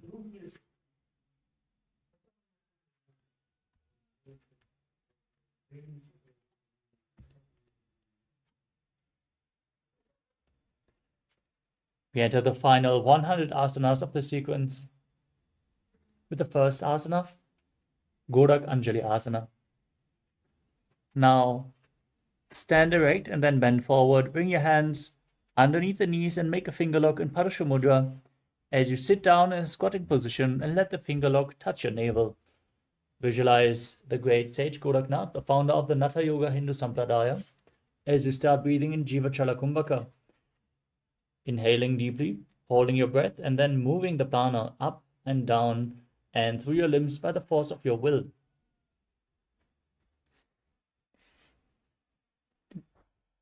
प्रथमहि बोहो ये बाहुरी नीचो पुनिहोवे. Next up is Kanchi Asana. As you insert your hands between the thighs and calves and then wrap them around behind your butt, squat down and hold your hands behind, keeping your chest upright as you visualize Swamiji in your inner space. ऊरुमध्याधस्थो निवेशयानितं मम धृत्वा. Next up is Bhairu Asana. As you bring your feet together and sit in a squatting posture with your heels touching the perineum. Hold your hands at the back in Parasha Mudra. Sit upright, gaze to the navel, and visualize Bhagavan Kala Bhairava, the Lord of Time. दोबू पग की थलिया की माहिली core मिलाई. Next up is Varahasana. As you squat all the way down to the ground, keep your feet together and the toes apart. Bring your elbows up close to your head as you join your hands in Anjali Mudra behind your head, fingers pointing downwards. Gaze to the tip of your nose as you visualize yourself as Varaha, the boar avatar of Lord Vishnu. पाकतली की माहिली core मिलाई फना पानी उकड़ मोड़ वही से. Next up is Prupittasana. With your heels touching, hold on to the big toes and raise your hips to the same level as your knees. Now, visualize Swamiji in your inner space and perform the Mula Bandha. पाशे द्वय सम्मील्य अस्तित्वानि तमम जान प्रदेश आनीजा. The next asana is Bakasana. As you place your hands on the mat, shoulder width apart, bring your knees onto your arms, and then lean forward, find balance, and lift your feet off the mat as you visualize yourself as a crow. हस्ताभ्याम मौनिमवष्टभ्याम.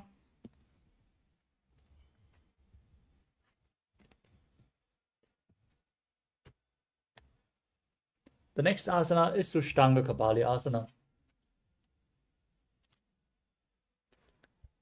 With your hands flat on the mat, kneel down, place your head on the ground.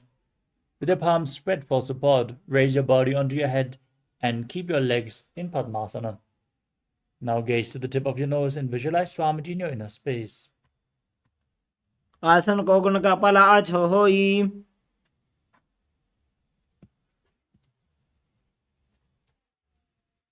Now come to a kneeling posture. Sit in between the heels with the toes touching behind your body. Place your hands on the thighs, gaze to the nose, and visualize you are sitting in the secret seat with Paramashiva and Guru in Guptasana.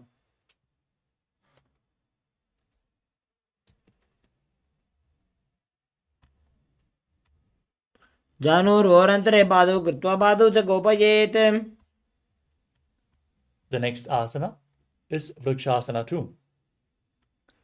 With your hands on the ground, the fingers wide, lift your body up straight into a handstand.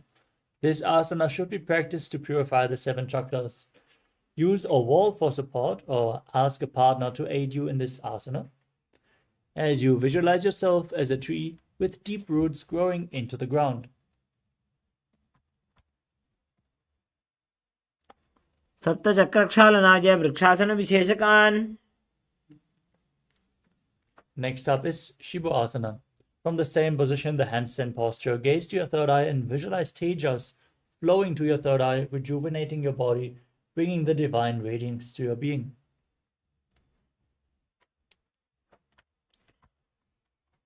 दो पग जोड़ी माही Gulf मिलाए.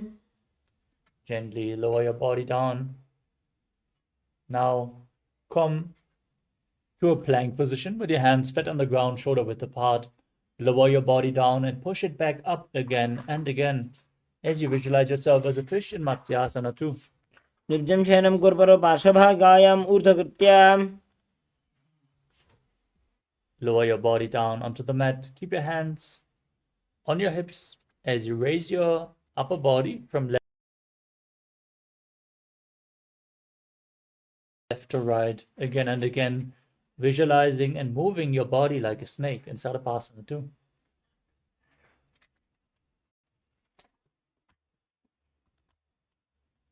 निब्जं शयनं कृत्वा हस्तौ नितम्बं संस्थाप्य. Next up is Niralambanasana. As you lay prone on your belly, keep your hands in Padma Mudra, the Lotus Mudra, and rest your chin on the hands as you feel self-supported and completely independent. कराभ्यां पङ्कजं कृत्वा तिष्ठेत् कूर्परया सुधीमुखमुन्नमनुच्छाय निरालम्बनमासनम्. Next up is Chakrasana. As you lay on your stomach, Straighten your arms and bend your knees to bring your feet up towards your upper back. Gaze upwards as you visualize yourself as an umbrella protecting your guru from the sun rays. अर्ध्यासनमस्थित्वा हस्तदलाभ्यां भूमिम् अवष्टभ्य मुन्यात् चित्रासनं भवति.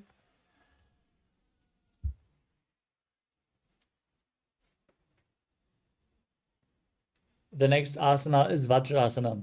Sitting in a kneeling position with your feet flat, rest your perineum on the heels, and lean forward and down as you place your hands flat on the mat in front and your forehead down on the ground as well. Gaze towards your nose and visualize yourself as Vajra, the weapon of Indra, symbolizing your indestructibility. इदानीं गर्भिणीनां योगाभ्यासो यथा लगगो सुखप्रसवलाभाय प्रोच्यते प्राक्तरे पति. Next up is Meshasana. Now push your hips up into Gajasana and alternate striking the ground with your hands as you visualize yourself as powerful as a ram.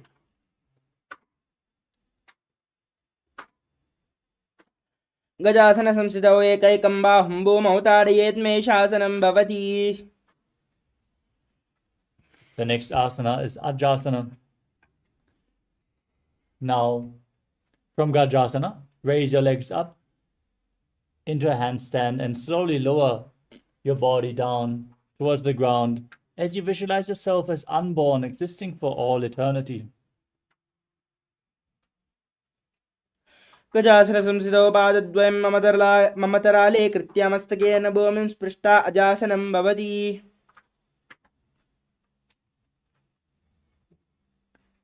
The next asana is Dhanantarasana. As you sit in a kneeling posture,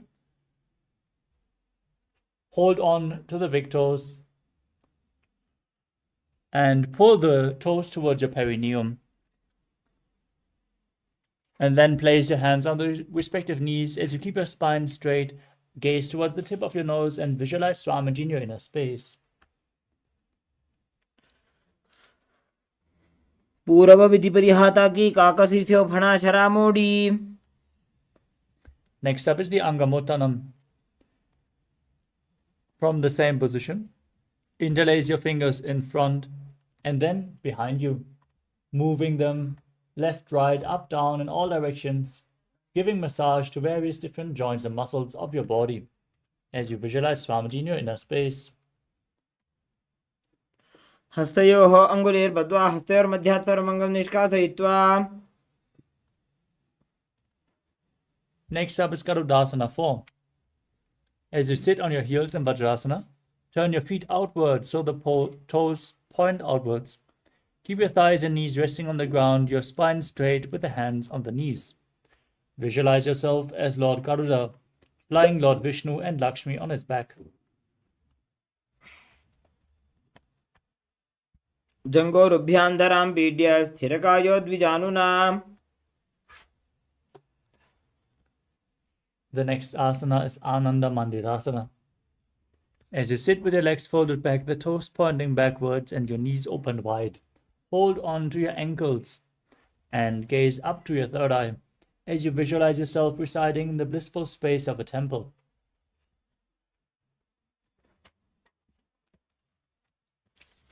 अथ वक्षे वीरनाथ आनन्दमन्दिरासनम्. Next up is Mandukasana too. As you sit with your knees wide, the feet overlapping on your ankles, place your hands under the knees and gaze towards your nose as you visualize yourself as a frog. पृष्ठं सम्पीड्य गुल्भाभ्यां जान्भङ्गे सबलयाकृतिः. Next up is Narasimhasana. As you sit on your heels with the toes tucked, knees wide apart, place your hands on the ground in front of you, stretch your tongue out and exhale forcefully as you gaze to the tip of your nose. Visualize Narasimha, the lion man, avatar of Lord Vishnu. दो फणा पानी होए वैसे एड़ी में लरकुदानी वैसे. Next up is Pishtakasana. From the same position, place your hands over top of your mouth, covering your nose, as you bring your thumbs below the teeth and then close your mouth, inhaling through the right nostril, exhaling through your mouth. Gaze to the tip of the nose. Keep performing Vishnaka Kumbhaka as you visualize yourself as Devi, victorious over any and all minuscule fears you might have.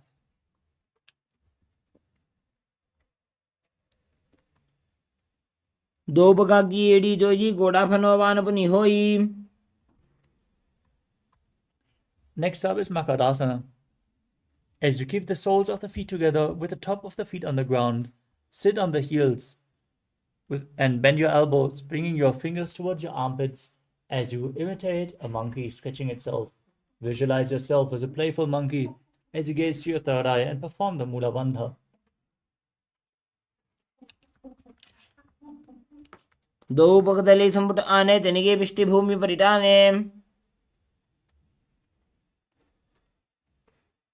Next up is Vajrasanghārāsana. Now, stand on your toes with the soles of the feet together, the knees raised off the ground, spread wide apart, and hold on to opposite elbows behind your back. As you gaze to the tip of the nose and embody diamond-like strength for yourself and your Sangha, your spiritual community.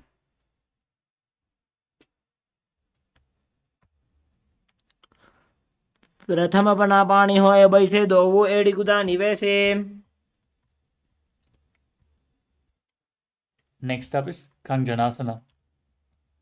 As you keep the toes down and the ankles crossed behind and sit on your heels, place your palms on the mat to the sides, gaze to the tip of the nose and visualize perfect health beyond any and all physical or mental ailments.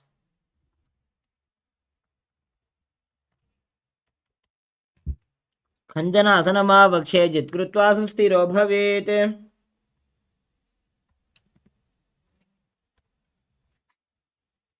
The next asana is Kurmasana.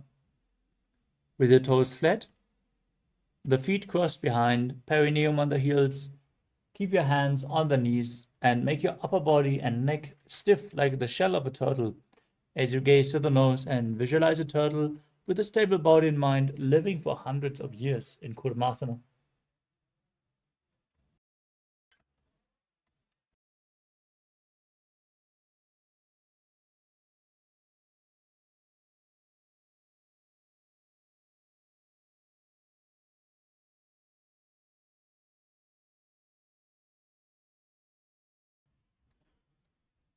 गुल्फौ च विर्षणस्याधो व्युत्क्रमेण समाहितौर्जुकाय शिरोग्रीवं कूर्मासनमितीरितम्. The next asana is Yogasana. From the same position, relax your upper body and neck. Gaze to the nose and visualize Swamiji in your inner space. गुदं नियम्य गुल्फाभ्यां व्युत्क्रमेण समाहितः. Next up is Vijogasana. Now stand on your knees and cross your ankles behind with the feet near the opposite knees. Hold on to your calves with the fingers inside and the thumbs outside. As you gaze to your third eye and visualize a space of eternal oneness, Advaita, with your Guru, Swamiji, in Vijogasana. गोड़ा वामो बहोई गोड़ा आड़ा राखे दोई.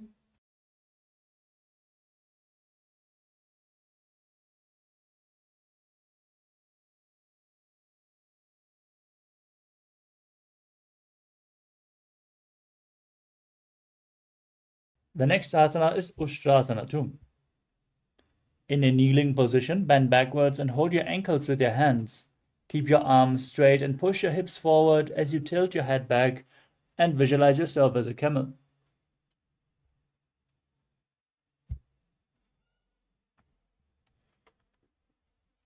मेरुदण्डग्रन्थि दाढ्या संविवादैषु पुमान्. Next up is Jadyasana too. With the heels together, the hands on the soles of the feet, slowly lean back. Bring your elbows down to the mat, followed by the back of your head. Gaze to your nose and visualize yourself as a lotus blooming in Jadyasana too.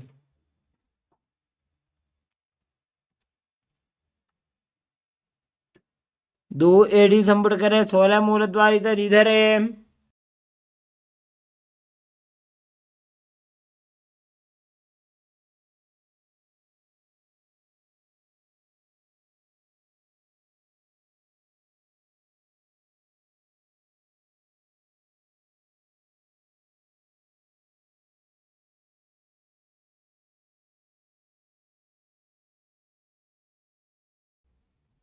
The next asana is Virattasana. As you sit on the knees with the thighs and calves together, lean back and touch your back to the ground, then rise back up again and again. Gaze to the tip of your nose. Visualize the healing and liberation of all causal, subtle forms of your body as you perform the Mula Bandha.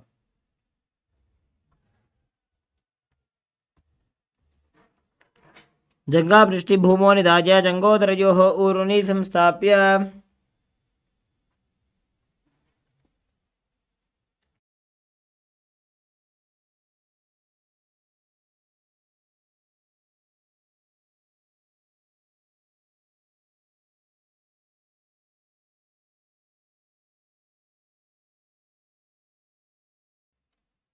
The next asana is Kapotasana.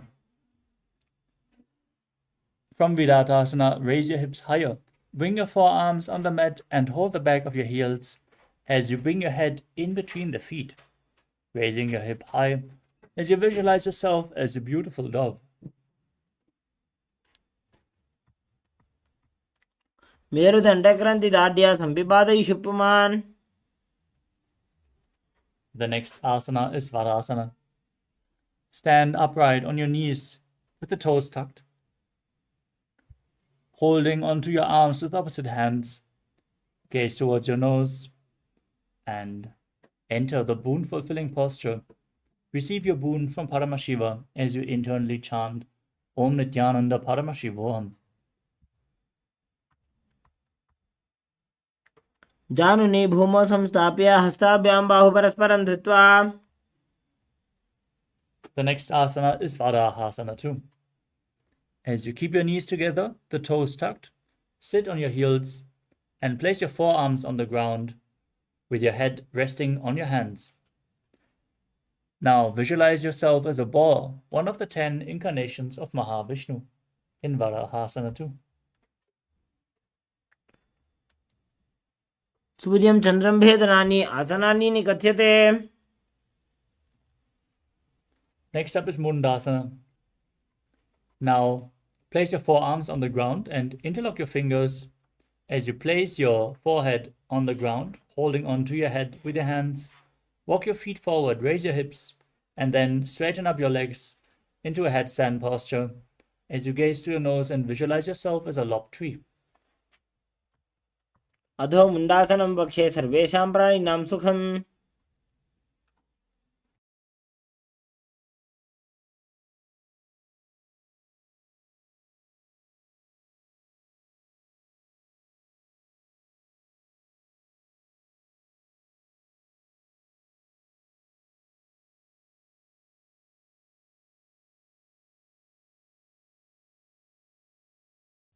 The next asana is Andhasana. After lowering your legs gently, sit in a kneeling position with your feet flat. Bring your head in between the knees and hold onto your head with your hands.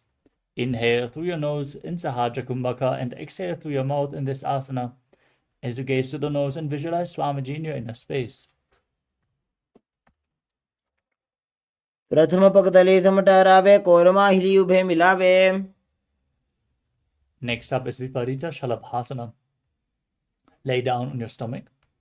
Hold the weights if you want to intensify this asana as you straighten your arms out in front and lift your legs and your entire chest and arms off the mat, visualizing yourself as a locust.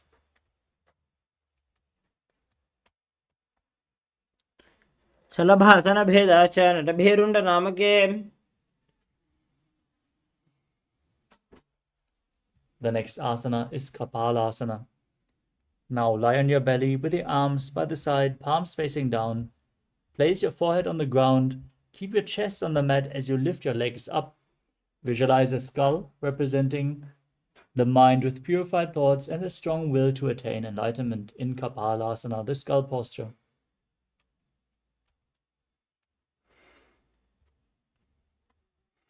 कपालं भूमौ निधाय ऊर्ध्वं पादौ नयेत्.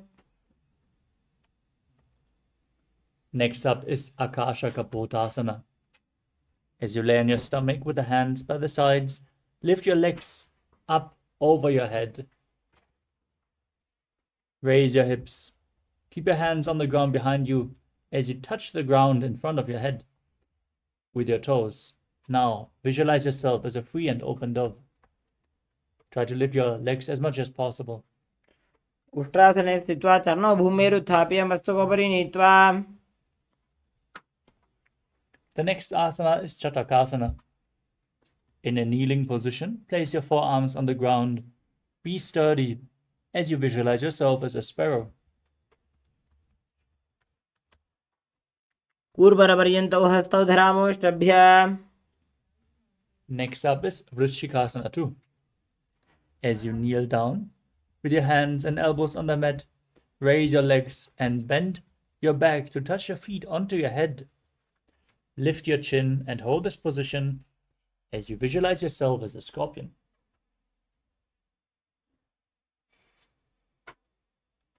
विच्छिवपुच्छप्रतिमां कृपाश्ने धृत्वा स्वशीर्षे चिबुकं विधार्यको.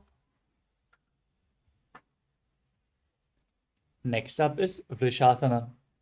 Sit with your perineum on the right heel as you keep the left foot outside the hip with the toes pointing outwards.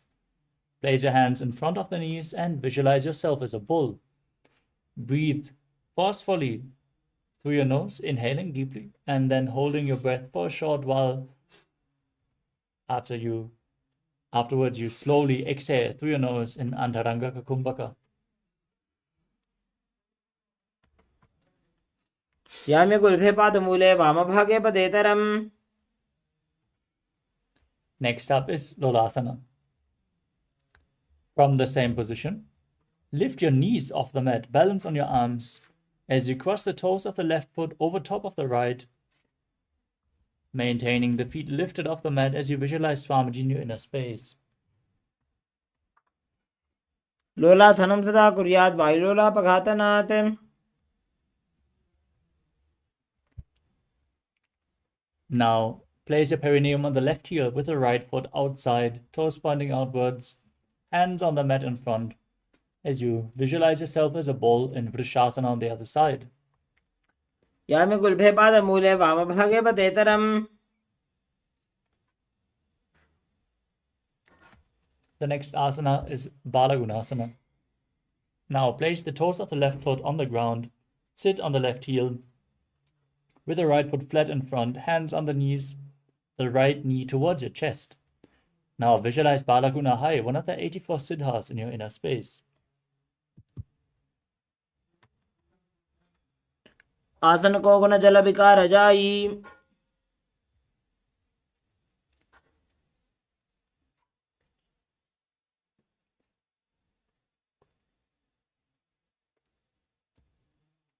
Next up is Grahasana. As you squat with the feet flat on the mat, bring your elbows under the thighs and wrap your hands around the shins. Hold onto your ankles from the outside as you visualize yourself as the entire planet.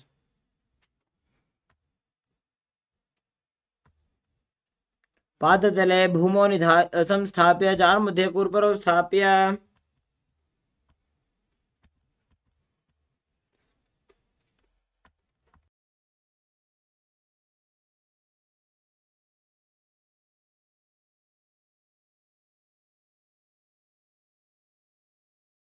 Now repeat Balagunasana on the other side. Sit on the raised right heels. As you keep the left foot flat, knee to the chest, visualizing Balagunahai. आसन को गुण जल विकार जाई. Next up is Utkatasana. You can hold weights if you want to intensify this asana. As you squat on your toes, with the heels up and the knees off the mat, place your perineum on the raised heels and your hands on the respective knees. Keep your spine upright as you visualize Swamiji in your inner space. युजास्पिजस्तीत ऊर्वजानुयुतरासने पादतलद्वयोपरि.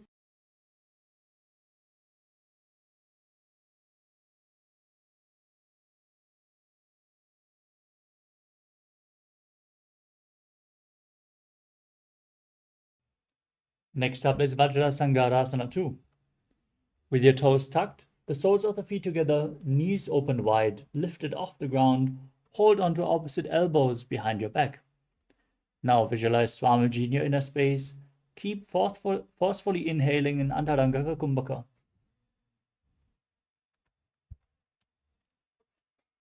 प्रथम अपना पानी होए जैसे दो वो एड़ी गुदानी वैसे. Next up is Anilasana.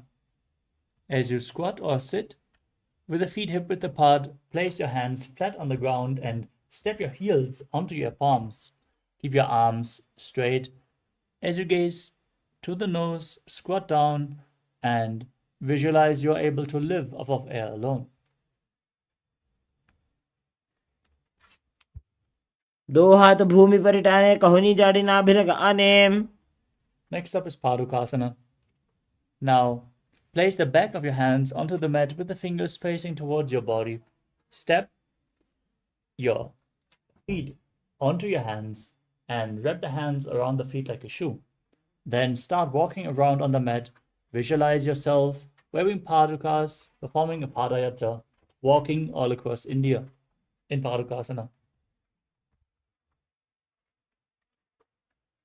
हस्तत्रयोः पादतले कृत्वा तिष्ठेत् गच्छेत् पादुकासनं भवति. Next up is Kukkutodanasana. As you place your palms on the mat, raise both feet upwards into the air and then let them fall back down again and again as you visualize yourself as a rooster. हस्ततले भूमौ कृत्वा पादतले चोर्दुमुड्डानं कृत्वा. Next up is Viparita Nrityasana. As you place your hands on the mat, raise your legs upwards into a handstand and move around on two hands dancing as you feel yourself become free of all inhibitions. हस्ततलाभ्यां भूमिं वष्टभ्य. Next up is Kunjalasana. As you separate your feet and place one palm down on the mat with the arm straight, bring the opposite hand to your head. Be stable as you visualize Swamiji in your inner space. अथ पक्षे महादेव कुञ्जरासनम् उत्तमम्. Place the other hand on the mat, opposite hand to the head. Repeat Kunjarasana on the other side.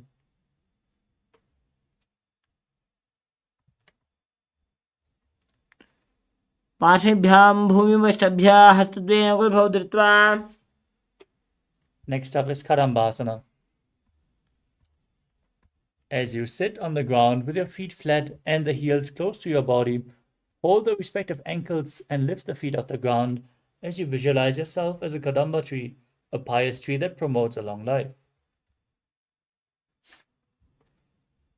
पार्श्वेभ्यां भूमिं वष्टभ्य हस्तद्वयेन गुल्फौ धृत्वा. Next up is Pavana Muktasana.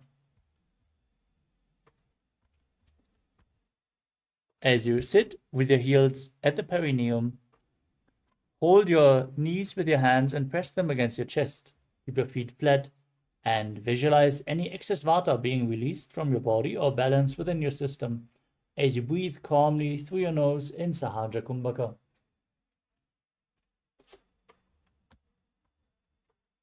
गजोस्तु पादयोः पाणिं लात्वा स्वस्वनितम्बके.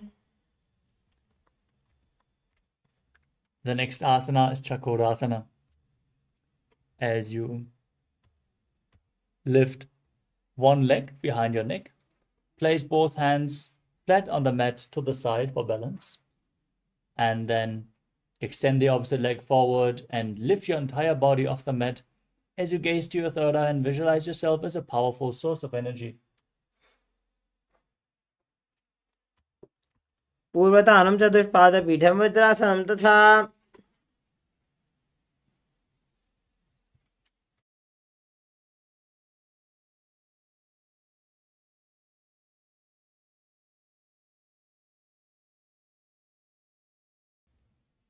Next up is Dhanurasana 2. As you sit on the ground, hold on to the big toes in Prana Mudra. Keep one leg straight in front and pull the other foot towards your ear. As you visualize yourself as a bowl, breathe calmly through your nose and perform the Mula Bandha.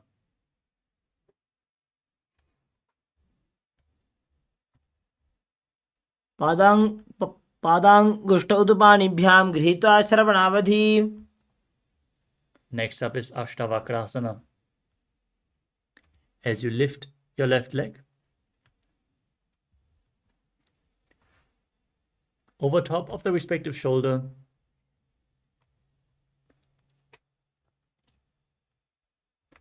hook the right foot over top and extend the legs out to the side. As you lean forward and down while extending the legs out to the side, lift your head and chest, find balance, and visualize yourself as a flying crane. वासिष्ठमथ कौण्डिन्यमूर्धकुक्कुटमेव च.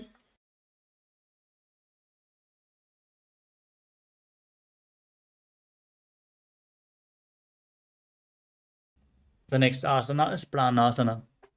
As you place the right foot on the left thigh and bring the left foot flat on the ground, bring your left shoulder underneath, place the hand flat on the mat, and push the right knee down to the mat. Gaze to your third eye and visualize you're immortal and able to exist solely from prana. एतत् प्रभेदं वक्ष्यामि करोति यस्य चामरः. Next up is Parshvamotsindrasana. Now place the right foot to the left hip and step the left foot over top of the right knee. Twist your right elbow outside the raised knee, bring the hand below the knee, and hold on to your hands behind your back as you twist your spine. Gaze to your third eye and visualize Sage Matsyendranath, the master of Hatha Yoga.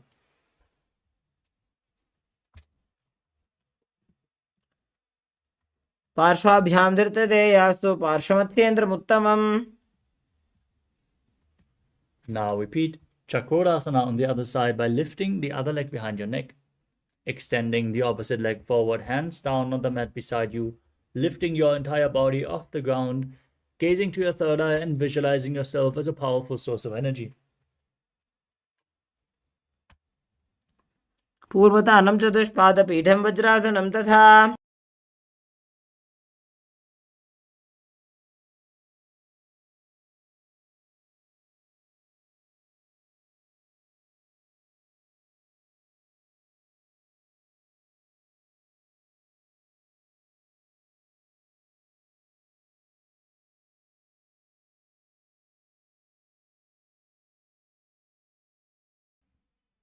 Now repeat Dhanurasana 2 on the other side. Sit with the other leg extended, hold onto the big toes, and pull the opposite foot towards your ear as you visualize yourself as a bow. पादाङ्गुष्ठोदुपाणिभ्यां गृहीत्वा श्रवणावधि. Now repeat Ashtavakrasana on the other side. Lift the other leg over top of your shoulder, hook the opposite foot over top, and extend the legs out to the side. Lean forward and balance on your arms as you visualize yourself as a flying crane. वासिष्ठमथ कौण्डिन्यमूर्धकुक्कुटमेव च.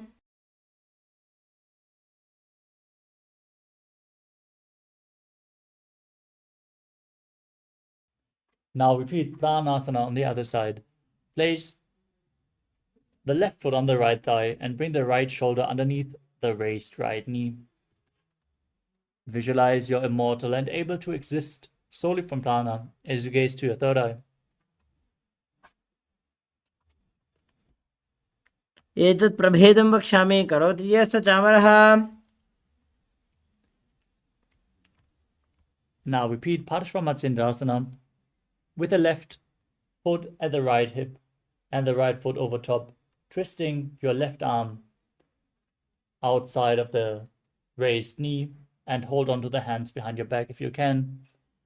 Gaze up towards your third eye and visualize Matsyendranath, the master of Hatha Yoga.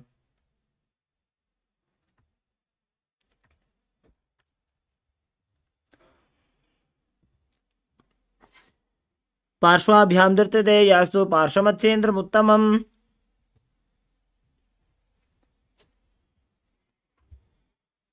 Next up is Ardha Paschimottanasana.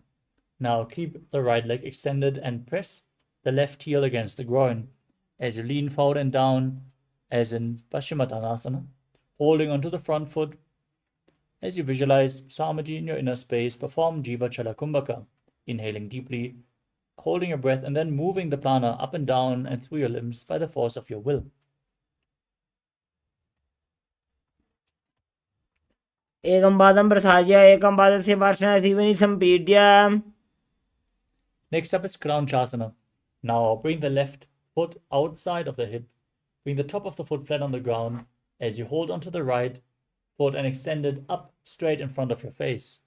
Keep your knees straight and visualize yourself as a crane.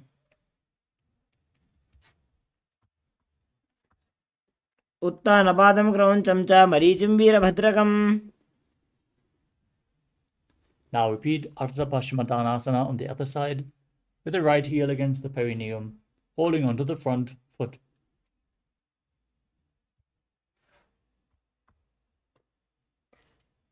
एकं पादं प्रसार्य एकं पादस्य पार्श्वना Seoni सम्पीड्य. Now repeat Kranchasana. Bring the right foot outside of the hip, flat on the ground. Hold onto the left foot and extend it up in front of your face, visualizing yourself as a crane.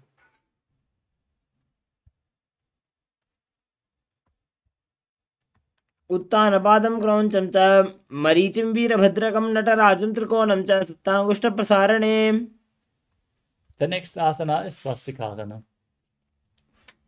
Now sit with your feet in between the thighs and calves as you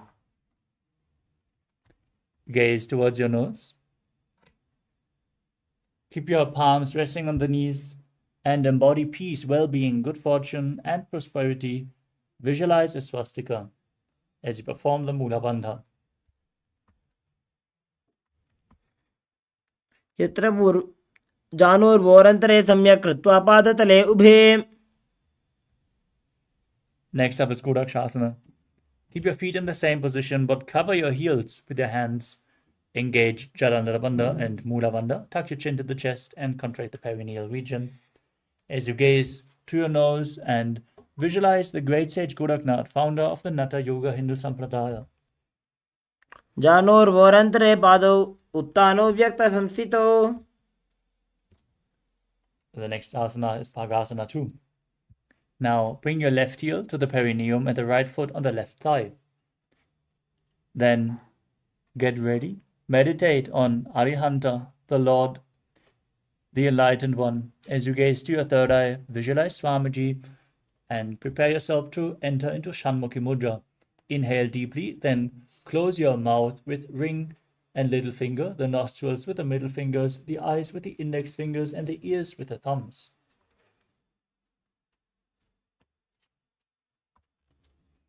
वामपार्श्वौ गुदं संस्थाप्य दक्षाङ्घ्रिवामजगने. Next up is Yogasana. Now place your feet onto the opposite knees. Then place your hands on the ground beside you, with the palms facing upwards. Keep your spine straight, gaze towards your nose, visualize Swamiji, and start performing the Kakachantra Kumbhaka, rolling up your tongue and pushing it out of the mouth without touching the teeth. Inhale through the rolled up tongue and exhale through the nose.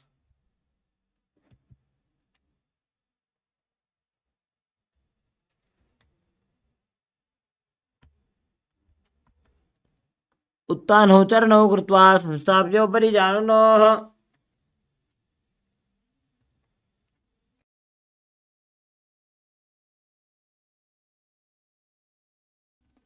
Next up is Urdhva Kukkutasana. Rotate your hands at the side of your body and lift up your body as you sit in Padmasana. Visualize yourself as a rooster. Keep breathing in Kakachantra Kumbhaka.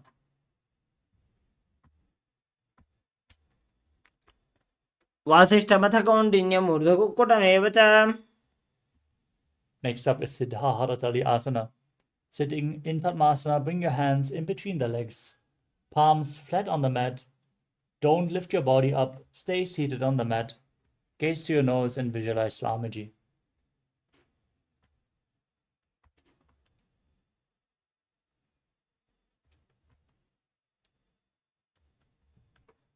वासिष्ठमथ कौण्डिन्यम् ऊर्ध्वकुक्कुटमेव च. From this position, now lift your body off the mat in Hamsasana. Gaze to the nose and visualize yourself as an elegant swan. आसनं द्विधं प्रोक्तं पद्मं वज्रासनं तथा.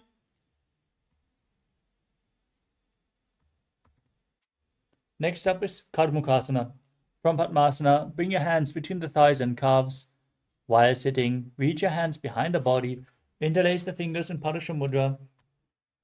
As you bring your forehead to the floor, gaze to your nose, and visualize yourself as Lord Shiva's bow.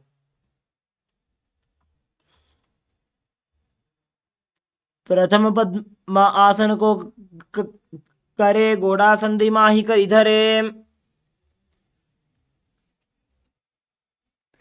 Next up is Kurmasana 2. From Padmasana, insert both hands through the thighs and calves, bend your elbows, and hold onto the respective shoulders with your hands. Visualize yourself as a turtle having a stable body and mind to live for hundreds of years. By जंग पर दक्षिण बावा दाई जंग पर by लियावा. Next up is Grandhi Bhedasana. From the same position, tuck your chin to the chest in Charanilabandha.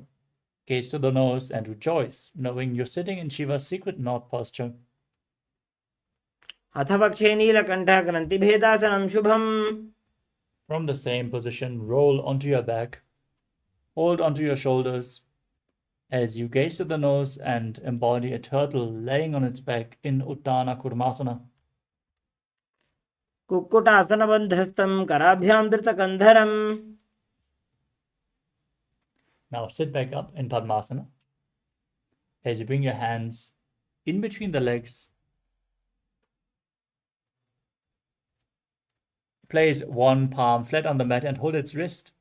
As you lift your body up on one arm, visualizing yourself as a rooster in Pangu Kukkutasana.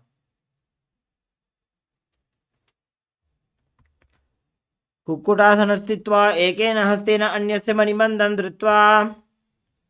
Now place the other hand on the mat. Lift your body up. Repeat Pangu Kukkutasana on the other side. Kukkutasana स्थित्वा एकेन हस्तेन अन्यस्य मणिबन्धं धृत्वा. Next up is Gridasana. From Padmasana, place your elbows on the toes and interlace your fingers. As you rest your chin on the knuckles, press your thumbs to the throat and visualize you have gone beyond all greed and covetous. जानोर्भवन्तरे पादौ उत्तानो व्यक्तसंस्थितौ. Next up is Padmasana 3. From Padmasana, hold one hand over the other with the palms facing upwards. Keep your spine straight, gaze to the nose, engage all three bandhas as you visualize Swamiji in your inner space.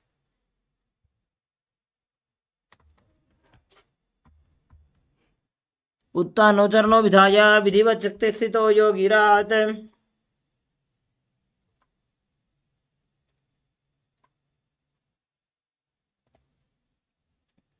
Next up is Padmasana 4. Now place your hands on the respective knees. Gaze to the nose, visualize Paramashivam in your inner space as you perform the Mula Bandha.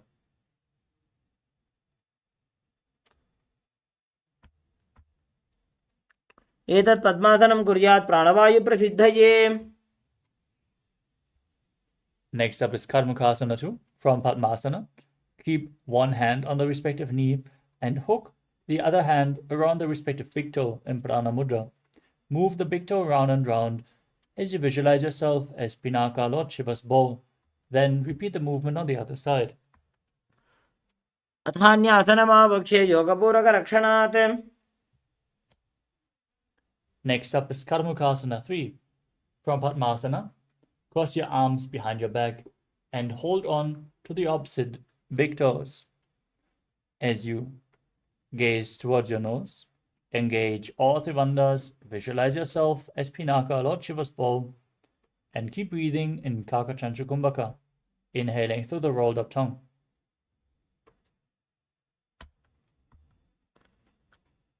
कार्मुकासनमाक्षित्य उदरे पूरयेत् सुखम्. Next up is Tridhasana. From the same position, lift your chest up, gaze to your third eye, and visualize yourself to be the action of Paramashiva's third eye, destroying anything you come across. ऊरुभ्याम् उपरि स्थाप्य पादयुग्मं प्रयत्नतः. From that position, roll onto your back. Keep holding onto the toes if you can. Lay on your back in Padmasana as you gaze to your nose and visualize yourself as a snake in Nagarasana. प्रथम पद्मासन को ठाने दो हाथ पाछाने आने. Next up is Kandukasana. Free your legs and arms. Pull your knees towards your chest and circle them with your hands as you squeeze your body into a ball. Breathe calmly in Sahaja Kumbhaka. वेत्रासने स्थित्वा हस्तपादानि निष्कुष्य. Next up is Urdhva Pavanasana. Place your feet flat on the mat with the knees raised and interlock your fingers behind your back, behind your head, as you gaze to your nose and visualize Swamiji in your inner space. प्रथमे सूतो सही न करावे घोड़ा उभा राशि मिलावे. Now place your upturned palms underneath your heels and push your hips up as you perform Jalandhara Bandha and Mula Bandha, and visualize yourself as a powerful alpha ape in Marakata Pitasana. उत्तान शयनं पादतले उत्तान हस्तयोः स्थापयेत्. Next up is Uttana Shikipitakasana. As you bring your hands to the hips, raise your hips up and stretch your legs out as you gaze to the nose and visualize Swamiji in your inner space. जङ्घोरुबलहीनश्चेत् उत्तानशिखिपीठकम्. Now raise your legs up straight and then place your arms flat on the mat for balance. In Narakasana, visualizing yourself blissfully traversing through Narakaloka unscathed. ग्रीवाकण्ठेन भूमिं विष्टम्भ. Next up is Tiranaukasana. Bring your hands to the lower back and slowly lower and angle your legs, keeping your core engaged as you visualize yourself as a boat crossing the ocean of samsara in Tiranaukasana. नौकावत् स्थित्वात् ऊर्ध्वं पादाग्रद्वयं नजेत्. Next up is Dvajasana. Now bring your hands back to the ground, your legs straight like a flagpole as you visualize yourself as the Kailasa flag, respected across all nations.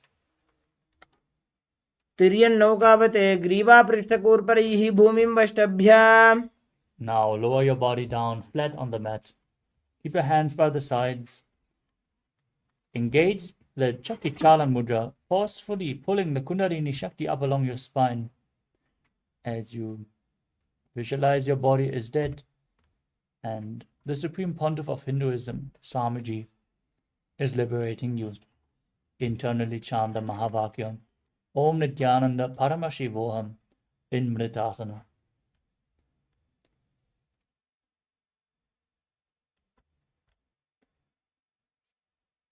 उत्तानं शववद्भूमौ शयनं तु शवासनं.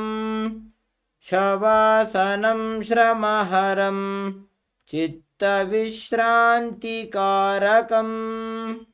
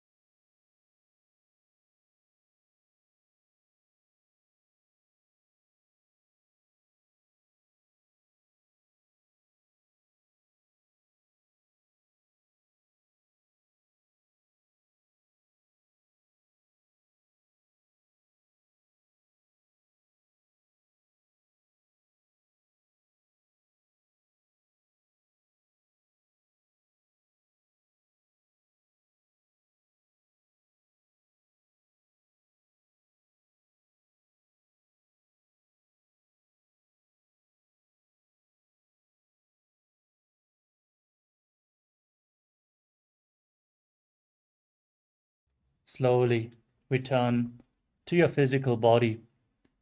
Wiggle your fingers and toes, your wrists and your ankles. Pull your knees up towards your chest and rock your body from side to side. Slowly returning to a comfortable seated position.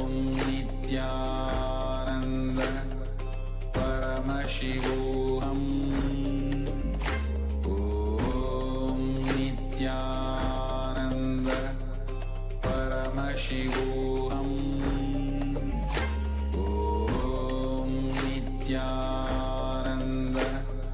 Paramashivoham. Om Nithyananda. Paramashivoham.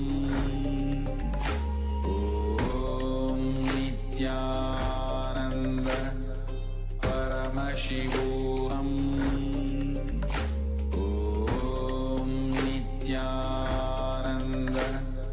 Paramashivoham. Om Nithyananda. Paramashivoham. Om Nithyananda. Paramashivoham. Om Nithyananda. Paramashivoham. Om Nithyananda. Paramashivoham. Om Nithyananda. Paramashivoham. Om Nithyananda. Paramashivoham. Tandem. I request all the participants here to please share your experience of the Nithyananda Yoga, of the experience which you had just performing this Nithyananda Yoga. We'll be entering to the power manifestation soon. So now let us all sit straight. Bring ourselves in the restful awareness. As now we're entering to the power manifestation after the performance of the Nithyananda Yoga, the complete 3-hour intense performance of the Prathama Vinyasa Krama and the Dvitiya Vinyasa Krama, blessed directly by the Supreme Pontiff of Hinduism. We'll be manifesting the power of third eye today. Ability to read and see with our eyes completely blindfolded. Now let us all get ready. Bring ourselves in the space of restful awareness.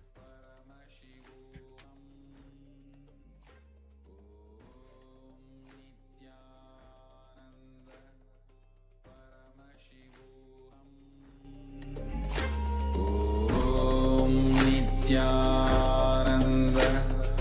Paramashivoham. Om Nithyananda. Paramashivoham.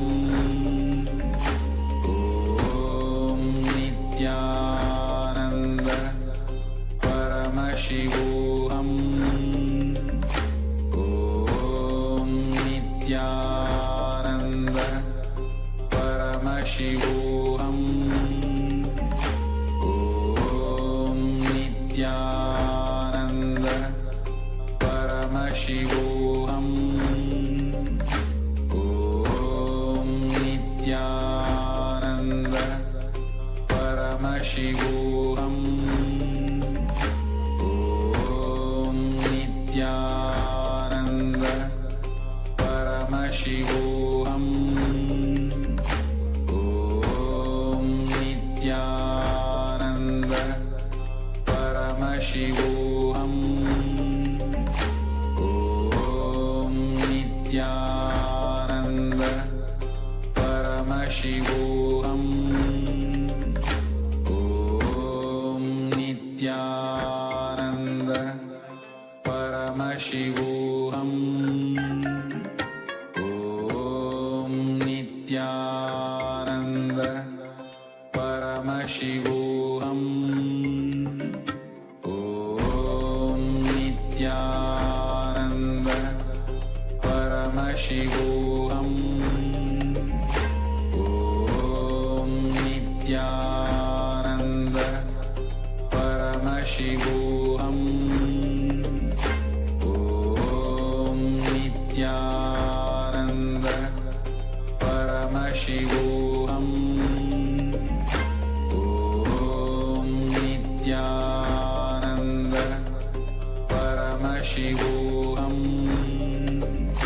Om Nithyananda Paramashivoham.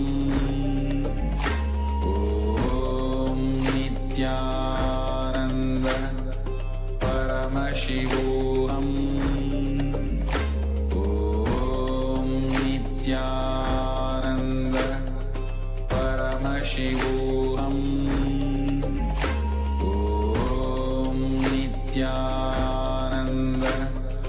Paramashivoham. Om Nithyananda Paramashivoham. नित्यानन्दं परमसुखदं केवलं ज्ञानमूर्तिं द्वन्द्वातीतं गगनसदृशं तत्त्वमस्याधिलक्ष्यम् एकं नित्यं विमलमचलं सर्वदी साक्षिभूतं भावातीतं त्रिगुणरहितं सद्गुरुं तं Namami. Nithyanandam, everybody. Once again, I'd like to welcome each and every one of you who are seated with us from all around the world for this exciting Paramashivoham Level 3 program. And we all did the Dvitiya Vinyasa Krama, which is the 308 asanas and the 308 yoga components with all the 12 components. And now we are going to be entering into the next session, which is the power manifestation. And today is the day 2 of this season of Paramashivoham Level 3. And I hope each and every one of you are enjoying. And this session is going to be on power manifestation. So what we are going to be doing in this round of power manifestation, or in this session of power manifestation, is being able to identify the images, the colors that is going to be projected for all of us on the screen. Especially after we do the Nithyananda yoga, especially when we do all the 308 asanas. See, even if you did not do all the asanas, it is okay. But when you try everything to your maximum capacity, the entire body awakens, the entire body becomes alive, and the mind becomes zero. It comes to a standstill. So this point is the closest time that you have to experience that oneness with Swamiji. As Swamiji beautifully says, it is after yoga, after puja, when you receive the darshan. These are the times when your entire body is also cooperating. Entire body is also physically in that space to receive the superconscious experience that the Supreme Pontiff of Hinduism, our beloved Swamiji, is showering on each and every one of us. Yesterday we had the initiation from Swamiji, and we were all initiated into the Shiva Diksha, the Mahavakya, the Gayatri Diksha, which is the base initiation required for us to manifest these extraordinary Shaktis. So now in this round of power manifestation, let us now enter into the power manifestation. Yesterday whatever we saw in the first session as a demonstration, by sincerely doing all the different steps, by sincerely attending the program, you will manifest all of these Shaktis. So let's now enter into the power manifestation. I request each and every one of you to please ensure that you get yourself a blindfold, or if you do not have a blindfold, at least get yourself an opaque cloth, and you can get it and come and be seated. If you already have it, be ready. We are going to be entering into the power manifestation in just a few moments. I will explain how we will be manifesting the powers also. I'll share the science behind it and what we would be using to manifest the power. So take a few moments to get yourself a blindfold, or if you do not have a blindfold, at least an opaque cloth. See, some of you are just sitting where you don't have anything, that you can just close your eyes. See, even if you close your eyes, get yourself the blindfold, because that will ensure that there is no extra light that comes from the external source. It ensures that it's completely dark, which helps with the power manifestation. So even if you do not have the blindfold specifically, at least get yourself an opaque cloth and come and be seated. Let's enter into the power manifestation.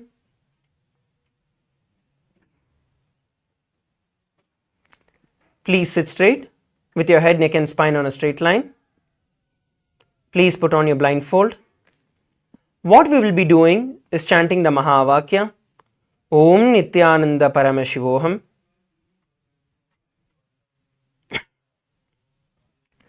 By chanting the Mahavakya, Om Nithyananda Paramashivoham, we will be establishing ourselves in the space of oneness with Swamiji. Yesterday's darshan, the initiation that each and every one of us received, just remember that very darshan, the very form of Swamiji in your inner space, in your Anandagandha, which is near your heart center. Just visualize Swamiji in your Anandagandha and chant the Mahavakya, Om Nithyananda Paramashivoham. And once you settle for a few moments in that space of oneness, stillness, space of being calm with Swamiji, all that you have to do is just ask Swamiji to show you what is being shown on the screen. It can be colors, it can be alphabets, it can be images, or it could be sounds that you hear, anything. Just ask Swamiji to show you what is there. If you are going to get doubts like, oh, am I guessing something, am I thinking something, don't bother about any of that. Just sit in that space and ask Swamiji to show you. From there, you will see different things come up. You don't have to restrict yourself to just, okay, I have to see only this or only that. It can be multiple different things that Swamiji is showing you. So verbalize all the multiple different things. At the end of this round, we'll take a few moments to verify the answer. So now, let us enter into the power manifestation. Please sit straight with your head, neck and spine in a straight line. Start chanting the Mahavakya. Om Nithyananda Paramashivoham.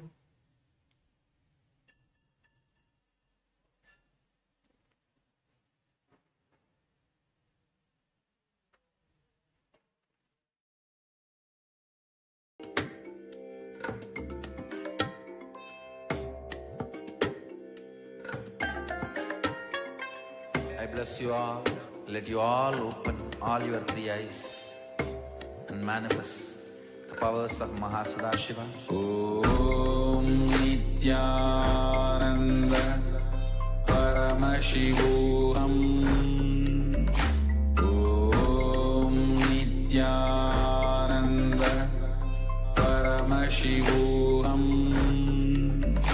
Om Nithyananda Paramashivoham. Om Nithyananda Paramashivoham. Om Nithyananda Paramashivoham. Om Nithyananda Paramashivoham. Om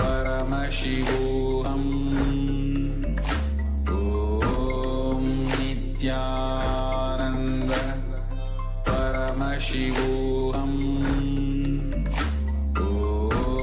Om Nithyananda Paramashivoham. Om Nithyananda Paramashivoham. Om Nithyananda Paramashivoham. Om Nithyananda Paramashivoham. Om Nithyananda Paramashivoham. Om Nithyananda Paramashivoham. Om Nithyananda Paramashivoham. Om Nithyananda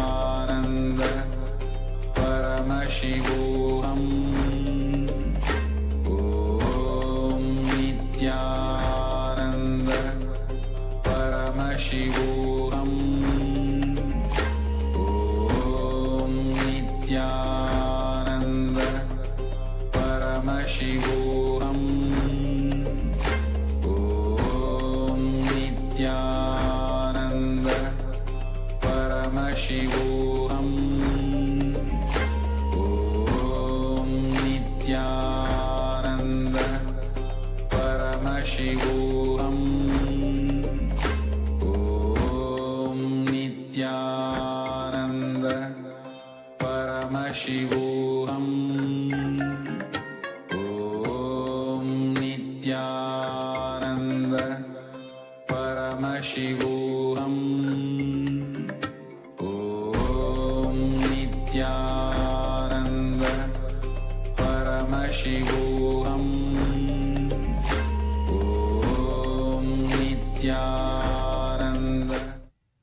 Now, every one of you can slowly relax. Please open your eyes.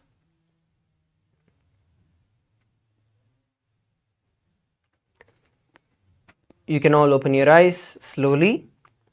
And what you're going to be doing is you're going to start verbalizing and penning down whatever Swamiji showed you. You can also start putting it in the Zoom chat. You can start posting your answers in the Zoom chat, because in just a few moments we are going to be looking at the answers. So please go ahead and drop your whatever Swamiji showed you, whatever you saw. See, even if you saw just darkness, put it as darkness. It's not you didn't see anything, it is you are seeing darkness. So go ahead and start putting it in the Zoom chat so that we can help you with the power manifestation. We can help you through the time with manifesting these extraordinary Shaktis. So please take a few moments and post your answers in the Zoom chat. Yes, Geronimus is sharing it was darkness. Okay. Go ahead. Yes, I want to hear from everyone. Go ahead, all of you can share. Sergey is sharing darkness. Please go ahead. Continue to share.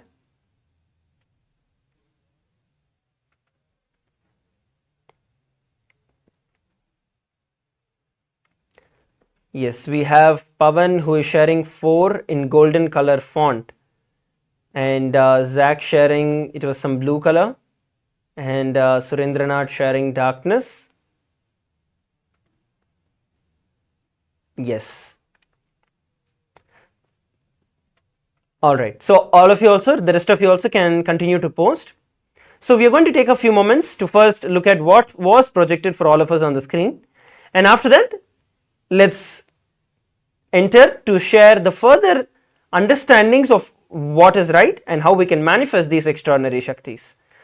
So the color that was projected for all of us was golden yellow, as you can see on the screen. The color that was projected for every one of us on the screen was golden yellow, a shade of golden yellow. This was the image that was projected. This was the color that was projected for all of us. So we had Pavan who manifested the power, who got it 4 in golden color font. Yeah, so the font color is right. The 4 is not there in the image itself, but the color is right. Now once again, for those of you who saw darkness or who saw the color black, all that you have to do is you need to understand that what is needed is manifesting more power. It is not that you are not manifesting power, it is that you have to manifest more power. Now how does manifesting more power happen? The manifestation of these Shaktis, as we know, is based in the space of oneness with Swamiji. And Swamiji has very clearly defined it and has given a very clear science for us to be able to manifest these Shaktis.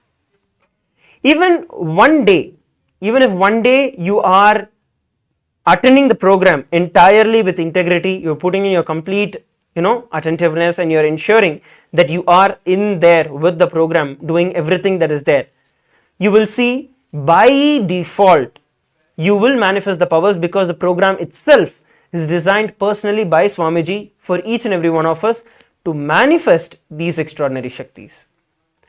So all that you have to do is just ensure that you're participating in the entire day, and every session when we have various different clicks that happen where we'll be learning various different truths. Today is where we learn about the science of pain and how we are beyond pain and suffering. It's a very, very important and a very, very beautiful day, because these are some things that every one of us go through in our day-to-day life. And today we're going to be learning the truths, the sacred secrets about pain, suffering, and Swamiji's revelations of how we can go beyond pain and suffering.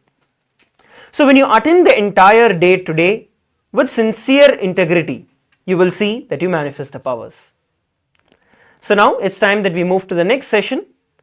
I request every one of you to take a few moments to share your results of power manifestation in the social media. And we'll be having multiple different rounds of power manifestation spread out throughout the entire day. So now, please take a few moments to share it on social media as we prepare to enter into the next session.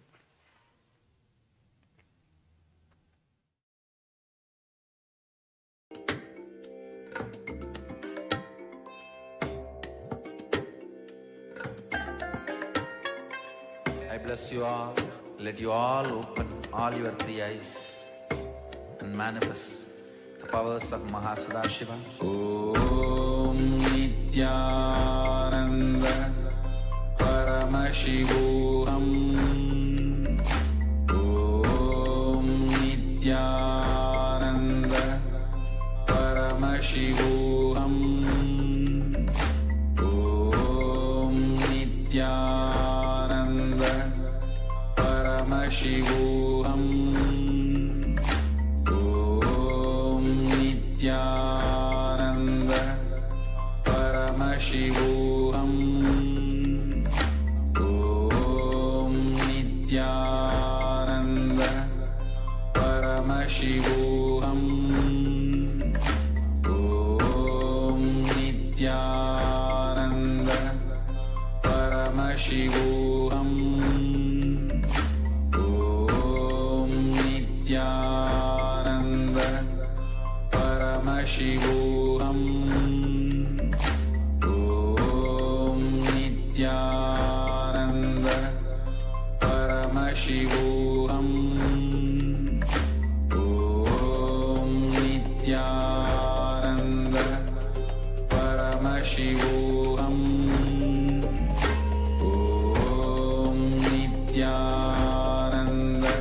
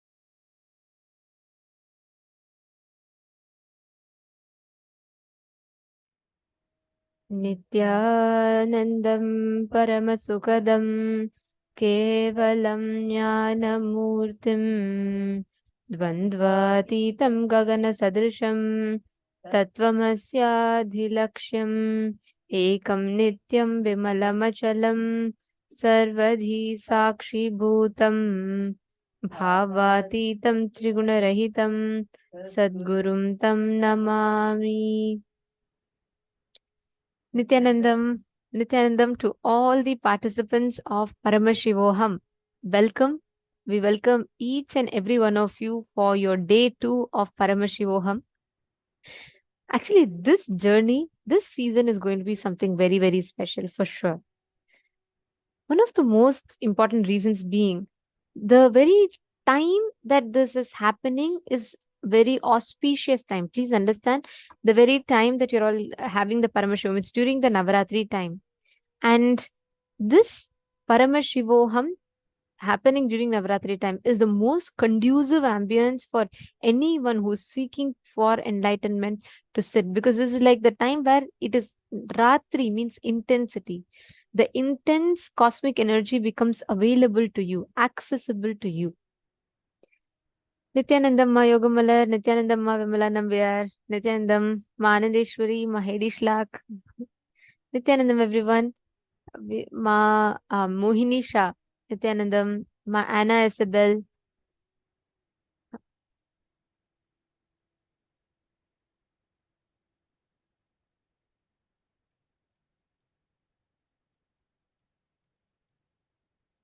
Yes, very nice to see all of you.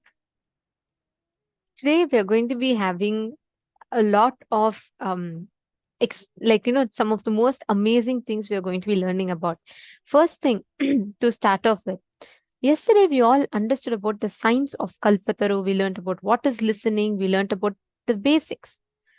Today we are going to be learning about the genesis of our identity, the science of completion, and we're going to be understanding about how you can completely experience completion, unclutching, and how you can go beyond all the pain and suffering in life. You're going to be learning today about how you can experience liberation from any pain or suffering in life. Today, we're going to be working on the deeper levels of completion. Yesterday, we understood how we create the reality in front of us, right?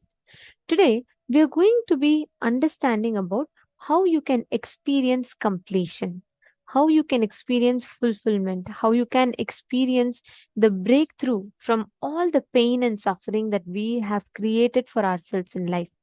We're going to be learning about that today. And today, the deities, the manifestations of Paramashiva, of whom we are going to be having darshan today of, are Ashwarudha Murti and Guru Murti forms of Paramashiva. Which means today, Paramashiva manifests just out of his love for his disciples, love for his devotees. He appears in the form of the horse seller, and he performs a very beautiful leela of which you all will be learning about, and that is what today's deities are. So today we have a lot to learn. You're going to be learning a lot of basics, and I would say a lot of new, completely new, powerful cognitions today. So please stay tuned with us. And all the participants, if you have any questions, you can ask us. Please feel free to post it in the chat. And all the Chinese participants, I know you all sit through your night, even if it is late night for you, even if you're like, you're feeling little off in between, today, do not miss. We request you all to make sure that you drink coffee, tea, something, but do not miss today's sessions, because today's whole day sessions, they are forming the basics of what you're going to be learning in the next 20 days. Today, you're going to be learning about unclutching, deeper levels of completion. So, the whole day, you'll have a lot of exercises that you'll be doing, you'll be internalizing, and you will be understanding the deeper meanings of the truths that Swamiji has revealed. So, yes, are you all ready? Shall we all enter into the day today?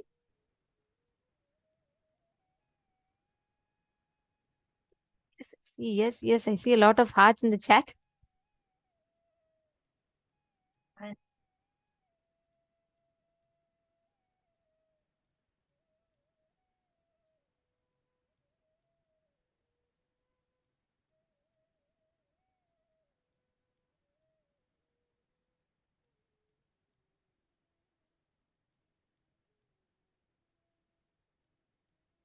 Sorry, now are you all able to hear me?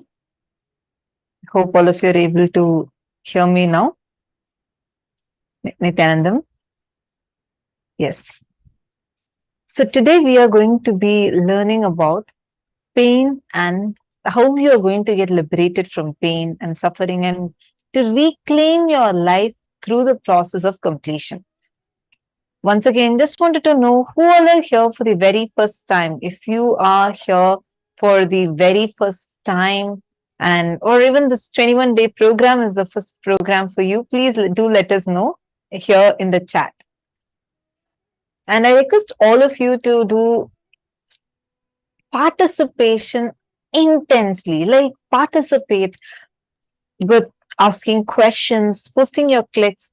Don't bother, even if you feel you're posting too many. Like yesterday, saw so beautifully, some of you were really intensely participating. Like Manitya Guru Prasadini, continuously participating for everything. Don't feel like, is that okay or not okay? Is it okay if I keep posting? Would it not be too many messages? No. Don't worry. You go on posting continuously here, participate continuously here, and we will help you to understand. That would be the way how you will learn so much more. Regular Google. I'm here for the first time.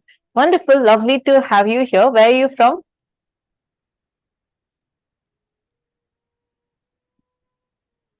And as I was mentioning, do participate intensely. You can keep posting here. The message is right here. And this would really, Switzerland. That's wonderful. Pei Hua Wu. Yes, wonderful to have you here.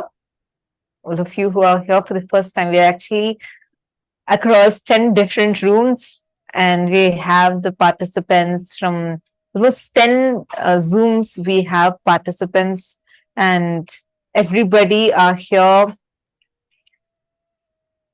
from different corners of the world just to have this amazing experience, the superconscious breakthrough.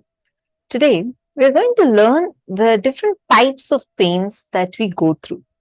We usually think of pain, we may understand two types. We think it's just physical pain or an emotional pain. But Swamiji explains 5 types of pain that are existing. And how do we go through those 5 types of pain? And how does it actually impact us? Like, how does it affect us? How do they have their power over us? And how can we have power over them? How to overcome the pain and suffering? Yesterday, we all learned the process called completion, right? We all did the reliving and relieving. Today, we are going to go even more in depth for that. So if you have some questions, you feel stuck somewhere, feel free to post it. All right, so lovely to see all of you here, fresh in the camera.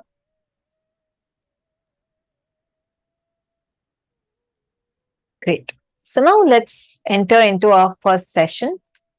The first session is going to be on Sahaja Samādhi, perpetual completion. How to be in that unbroken, eternally complete. How to be in that space.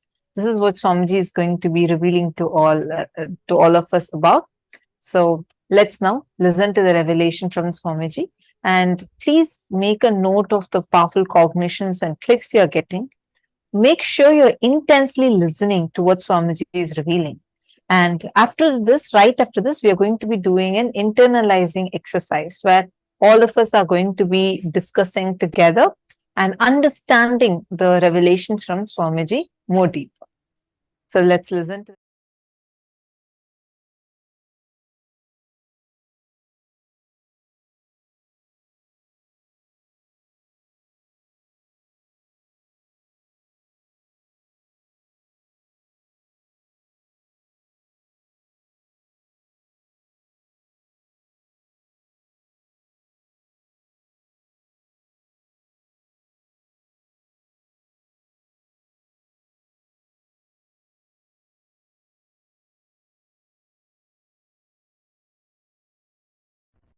All the great beings, experts, masters in each field was available to me. Same way in Vedanta. I can't even imagine somebody beyond Annamalai Swamigal in Vedanta. He can just sit in Nirvikalpa Samadhi and Sahaja Samādhi forever. Unbroken Sahaja Samādhi.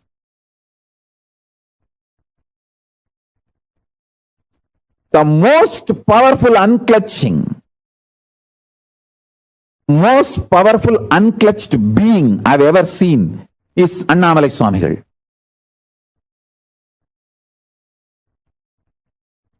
Even when his eyes are open, you can look into his eyes and see that he is unclutched. He is in Nirvikalpa Samadhi. Only in his eyes I realized anybody can come in front of him, there will not be any expression in his eyes. He will be just seeing, but there is no reaction from inside. Such pure Nirvikalpa Samadhi. One side, the great Siddha, Isakki Swamigal. The other side, great Yogi, Yogananda Puri. The other side, great Shakta, Tantric, Acharya, who achieved Parashakti, Kuppammal, Vibhudananda Puri. The other side, Annamalai Swamigal.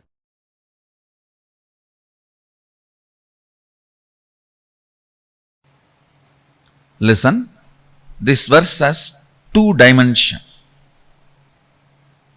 For example, you are seeing the hill. Beautiful, large hill ranges covered in snow.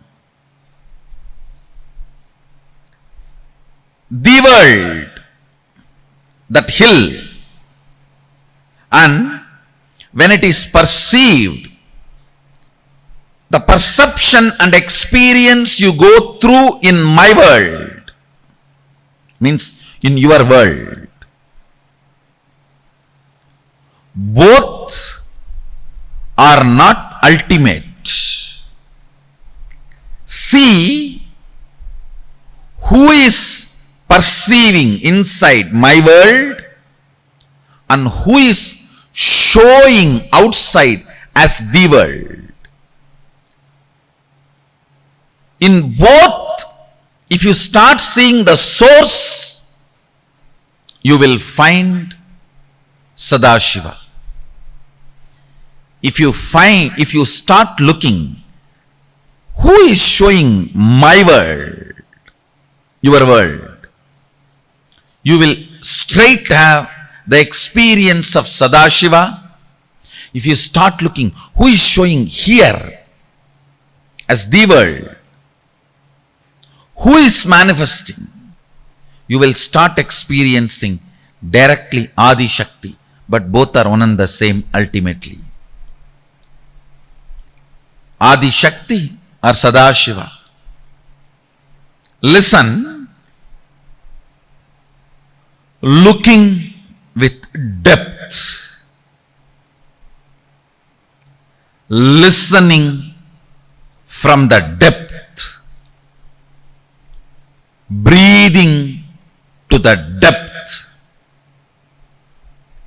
Everything, if you start looking at the source, you will do it from the depth. Understand all the suffering of human beings because you are superficial.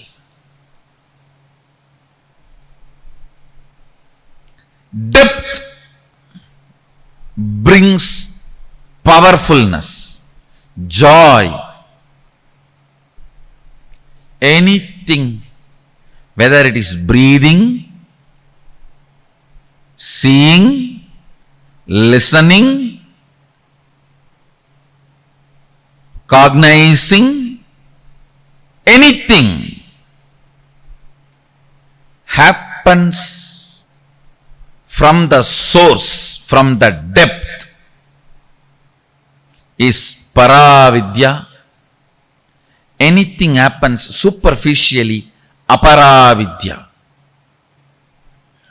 The science of enlightenment is Sri Vidya. The science of finding the source is Sri Vidya.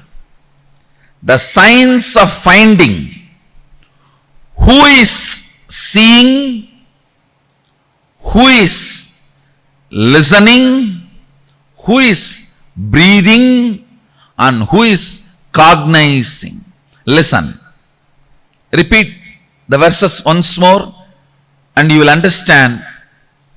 The fifth verse, Yat vachanapyatitam yena vachapyudyate, which cannot be described by words, but which is the source of the vak.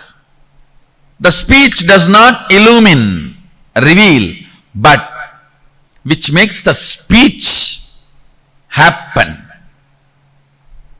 First. Second, the sixth verse. Yan manasana manute yena hurmano matam, means cannot be cognized by the mana, but which makes mana cognize, which makes mana operate. Next. Yat chakshusha napashyati, not which can be seen, but through which the organ of seeing is lit, functions.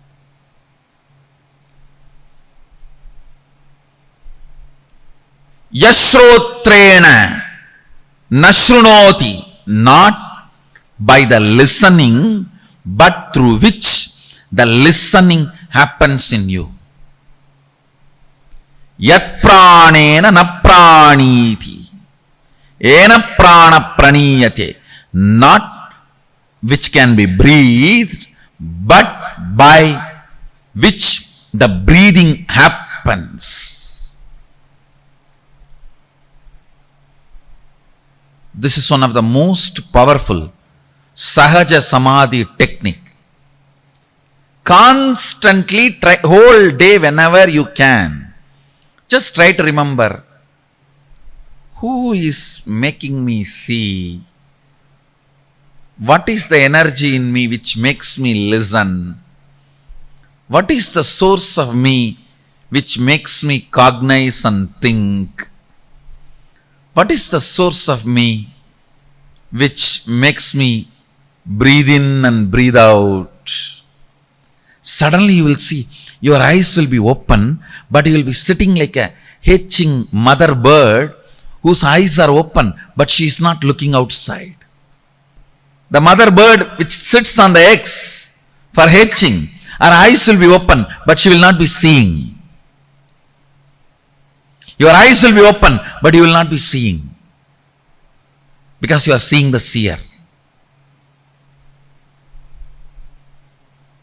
Whenever you find time, just try to sit, even for a few minutes. You will pick up Sahaja Samādhi. Your eyes are open, but you are not seeing. Your ears are open, but you are not hearing. You are not sleeping. Your cognition is alive, but you are not cognizing. That is the state called Sahaja Samādhi.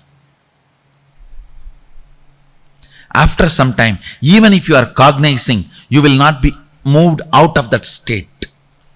You will continue to be in that state and you will continue to cognize. That's a perfection of Sahaja Samādhi. Understand these 5 verses of Kenopanishad is the most powerful technique, method for Sahaja Samādhi.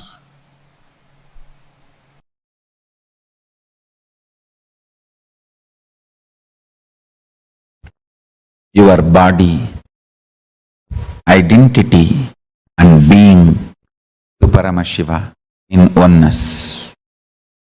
I tell you, Paramashiva is a pure being, pure identity and pure body.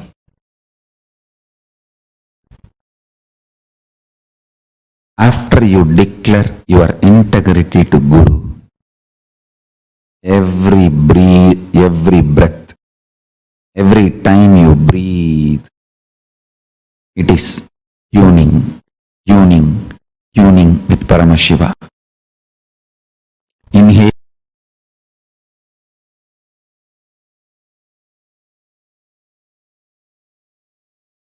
with Paramashiva.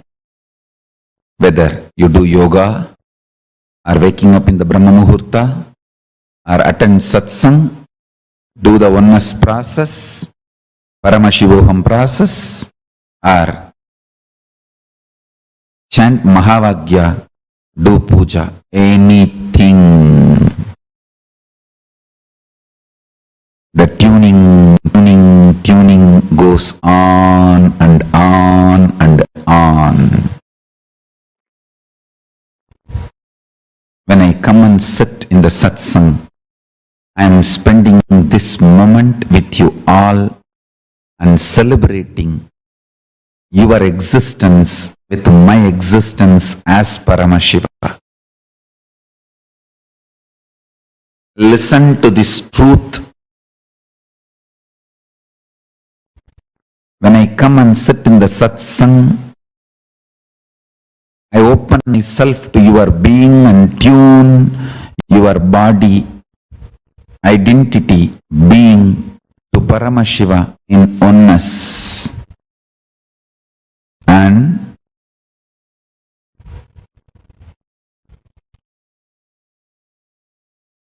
make you experience intensely, make you understand intensely, make you realize intensely, make you manifest intensely the oneness with Paramashiva, the ultimate, absolute, Shuddha Advaita Sukhabodha Jnana Vijnana Nirvikalpa Nishkala Niranjana Nirahara Nirguna Nirbodha Nischala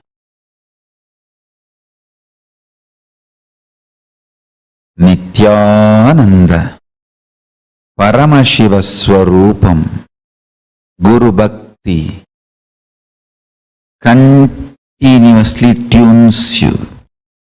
Guru Bhakti is more than Nirvikalpa Samadhi, Sahaja Samādhi. Guru Bhakti is Sahaja Samādhi. Vegaha nimitta apekshat karmano chayate niyatati kriya aprabandha hetu. Change of motion is proportional to the impressed force and is in the direction of the force. You should know this law is the precise definition of how Guru Bhakti can become Guru's grace and become oneness with Paramashiva. Guru Bhakti does such big push, it gives such big push inside you as a Guru's grace and manifests as Guru Shakti and connects you with Paramashiva. Guru Bhakti is more than Nirvikalpa Samadhi, it is Sahaja Samādhi.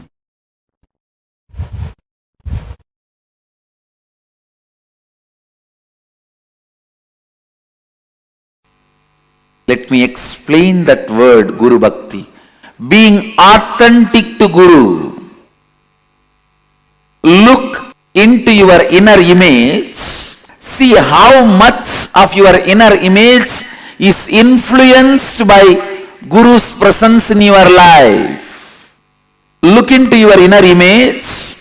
See in how much you are still stuck with your old stupid identity and inner image.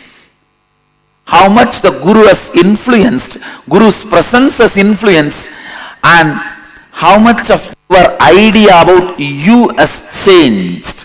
Please understand, your inner image is not you. Not only your inner image is not you, what you think as your inner image is a screen, iron curtain, stopping you to experience the real you. See how much your inner image has been influenced by your Guru's presence in your life. If you continue to have your inner image without changing, you are living your logical life. Yesterday you have been sick. Logically today you will be sick. Logically tomorrow you will be sick or more sick. Till death. That is supposed to be the logical life.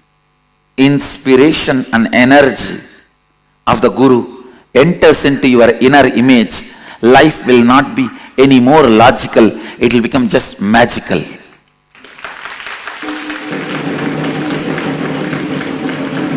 It is not any more logical.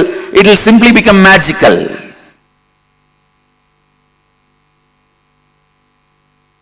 How much your inner image is inspired, influenced by your Guru's presence in your life. How much your outer image is inspired and influenced. What kind of outer image you show to your Guru. And how your Guru holds you. What is the anyakara he is having about you? Have you taken responsibility for it? What kind of an image you hold about Guru and the life around Guru, the Sangha. Understand, Guru Bhakti is bringing authenticity in your relationship with Guru. Let your inner image be as your Guru wants.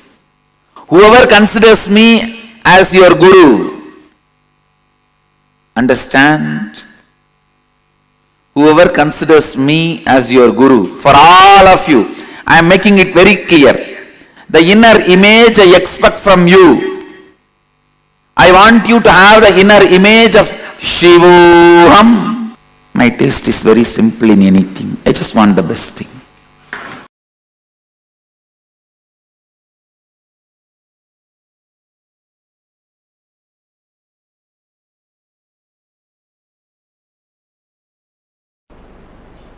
See, if your inner space is in the mode of self-denial, you will have exactly the friends, family, people with self-denial only falling in your eyes, falling in your senses, falling in your perception. If you are in the mode of completion, you will have only people who want to do completion falling in your perception. Listen. So, whether you are in the state of a devil, demon, bhuta, preta, rakshasa, gandharva, muni, kinnara, kimburuda, gandharva, yaksha, rakshasa, rishi, whatever space you are in Advaita.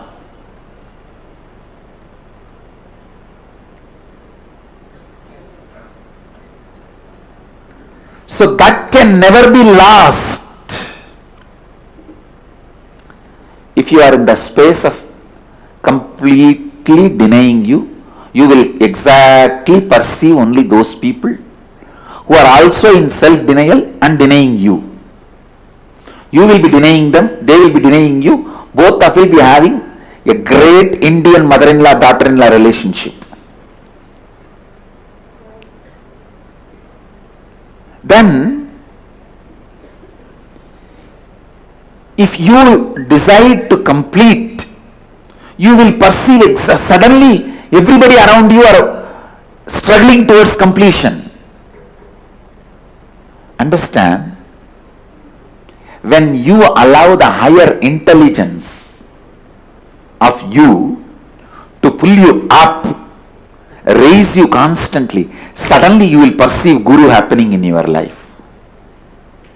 Because your own part of you, which is constantly pulling you up, only allows the Guru to happen in your life and continue to exist in your life.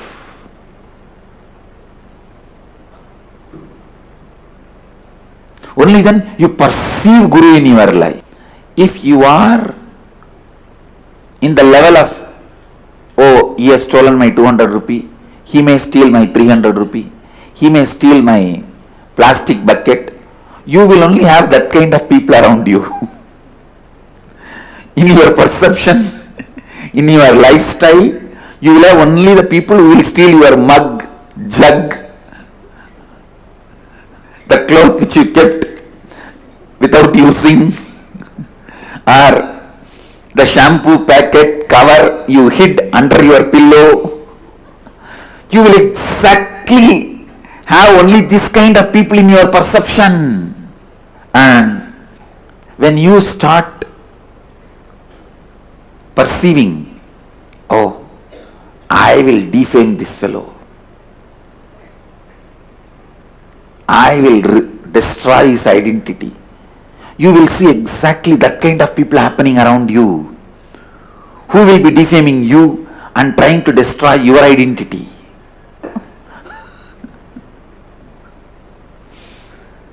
Anyhow, listen to this truth. Whatever is your mission, whatever is your life's goal, today's goal, this month's goal, this year's goal, whole life goal, pen down, you will see exactly only people who have the same kind of ideal will be in your perception.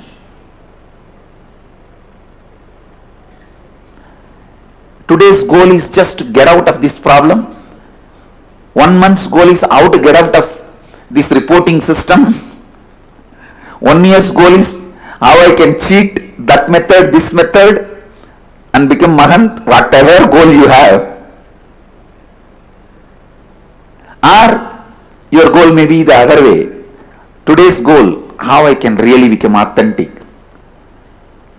1 month's goal, how I can become authentic and integrated. 1 year's goal, how I can become authentic, integrated and responsible. Life's goal, how I can be enriching.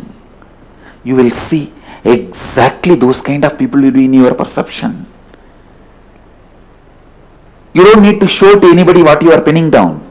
But pen down your today's goal, 1 month's goal, 1 year's goal, life's goal, purposes, and look around.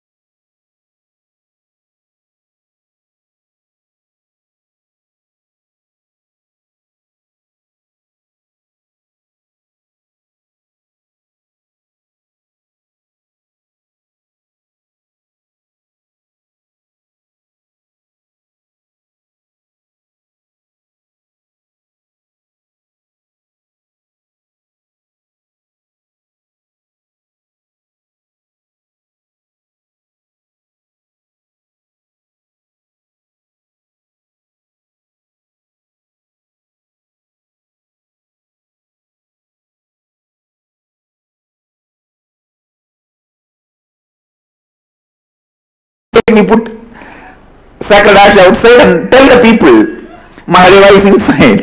When Devi is inside, we put kumkum and tell the people Devi is inside. When Vishnu is inside, we put namam and tell people Vishnu is inside. When everything is empty inside, they tell people by not putting anything empty. And if you keep it empty, you will exactly get the people who will also have emptiness around you. It's up to you.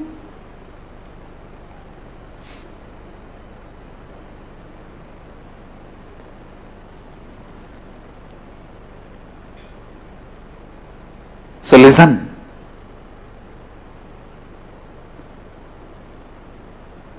The perception about you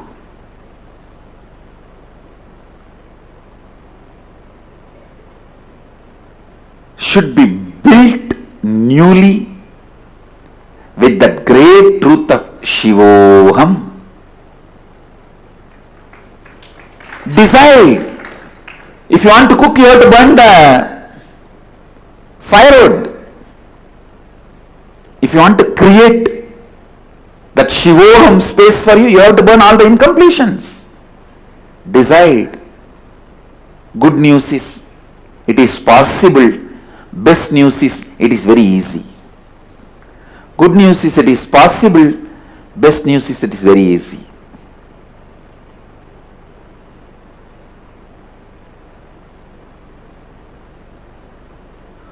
Go on completing. Decide very clearly, till I am perceiving myself as Shivoham, I am going to be doing completion. That cannot be stopped. Tell yourself, do you want to become Shivoham today or after 25 years? I am okay with anything. But till then I am going to be doing completion, I am not going to drop it. Better why don't we become today instead of wasting 25 years? Then simply naturally your being will tell, yes, why waste unnecessarily 25 years? To celebrate the truth which already I am. And simply you will see all your inauthenticities will be burnt. Simply your biomemory will be purified and cooked. The cooked biomemory is only called as Siddha. Siddha means in Sanskrit boiled. In Bengali they say Siddha Alu, means boiled potato. A cooked biomemory is Siddha. If you cook your biomemory with Shivoham,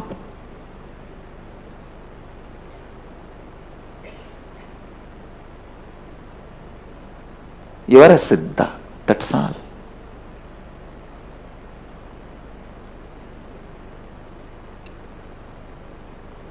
Cook your biomemory with Shivoham, Shivoham, Shivoham. Shivoham, Shivoham, Shivoham. Simply you will see, you become Siddha. You become Siddha.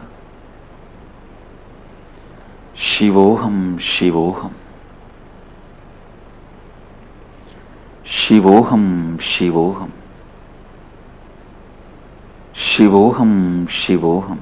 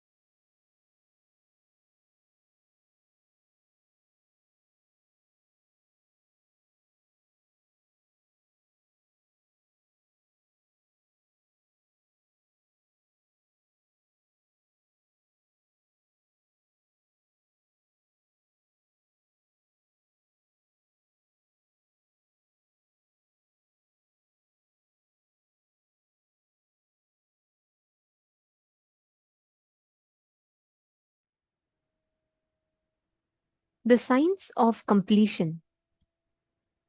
What we understand or what we see as our identity is made up of these four components, like Swamiji beautifully explained right now. The inner image, what you experience as you, the words, the thoughts, the impressions, the ideas that you carry about you inside of you, which is the inner image. Next comes the outer image. Outer image is how you express yourself to the world, how you show yourself to the world, how do you project yourself to the world. And others' image, what others think and experience or perceive about you. And life image, what do you perceive about life. The permutation combination of all of these four put together forms our identity, forms who we are.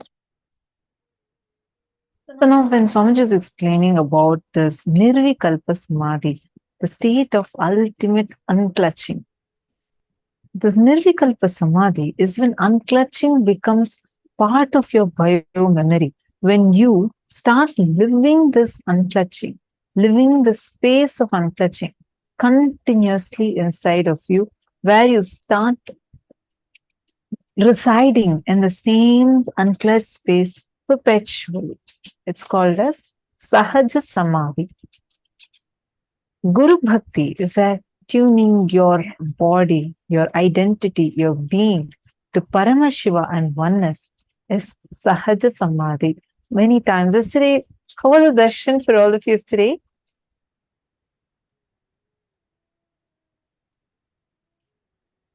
I do see some of you posting about the video having a sound glitch. I do sincerely apologize for that. I think a small portion of it, the audio was not coming through. We were faced with the technical glitch. Come on, I request all of you to share.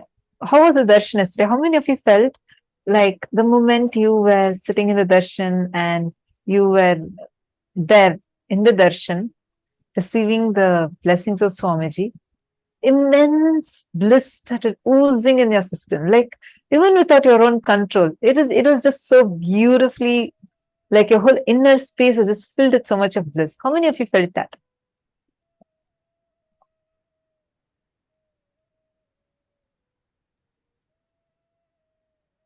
How many of you had that as an experience yesterday? Please take a moment and please post here in the chat. I felt like he answered everything inside of me. Wow. I felt healing, Ma. Vallini Subaya. Ma Yoginyana Rukmini. Inner space keep on expanding. It was a wonderful experience. Great. So now, why do you think that happened to you yesterday? See, when Guru Bhakti, that deep feeling connection, that love that you carry, that feeling connection that you carry, then that makes you to start tuning in more and more to the space of unclutching, and you experiencing that thoughtless space, like there's nothing running inside of you. You're just in bliss, just the tears of bliss pouring from your eyes, and you're just sitting, and it's something is happening in your chemistry inside of you. You just feel like there's something happening, like something else is happening beyond your control. That is what is the space of Sahaja Samādhi starting to manifest through Guru Bhakti. This is Swamiji is mentioning about Annamalai Swamigal, right?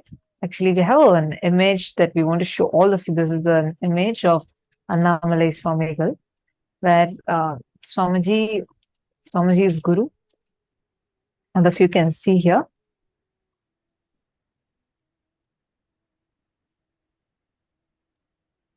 And this is Swamiji at the age of 12, that is to the extreme left. And right next to that, what image you're seeing is Annamalai Swamigal, direct disciple of Bhagavan Ramana Maharishi, and his guru of Swamiji, who taught Swamiji the science of enlightenment.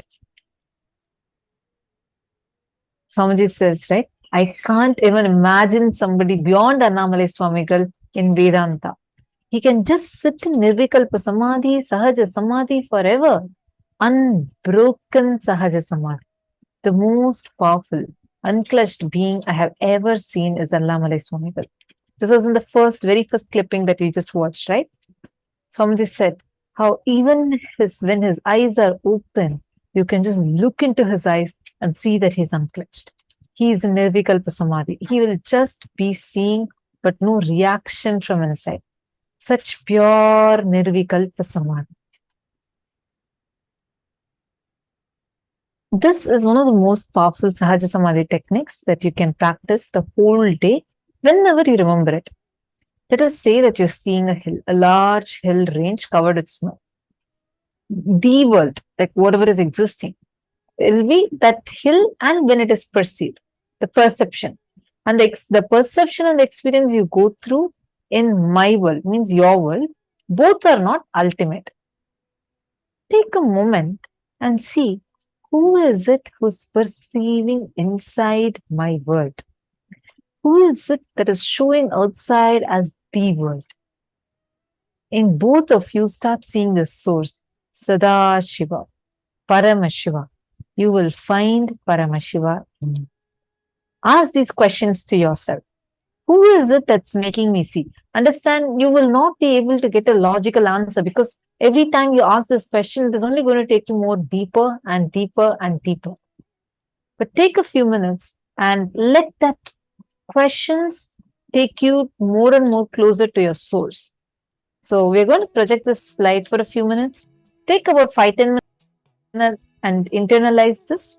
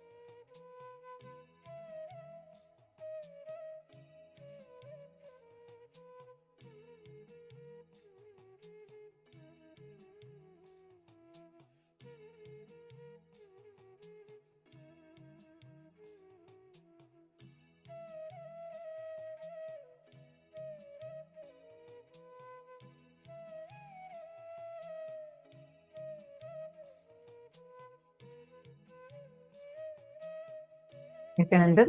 I hope all of you have finished this step.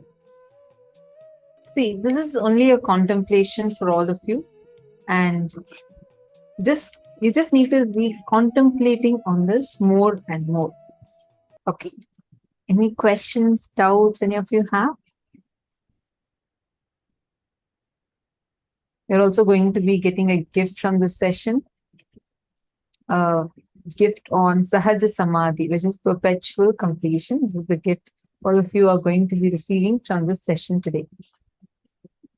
Every day in your email, you're going to be receiving loads of gifts, exactly the email that you use that to log in for the session. In the same email, every day you are going to be receiving a lot of gifts from Swamiji. So do check out your emails. Even yesterday, you should have received the books, yantras, mandalas. Like there's a lot of gifts to you directly in your inbox.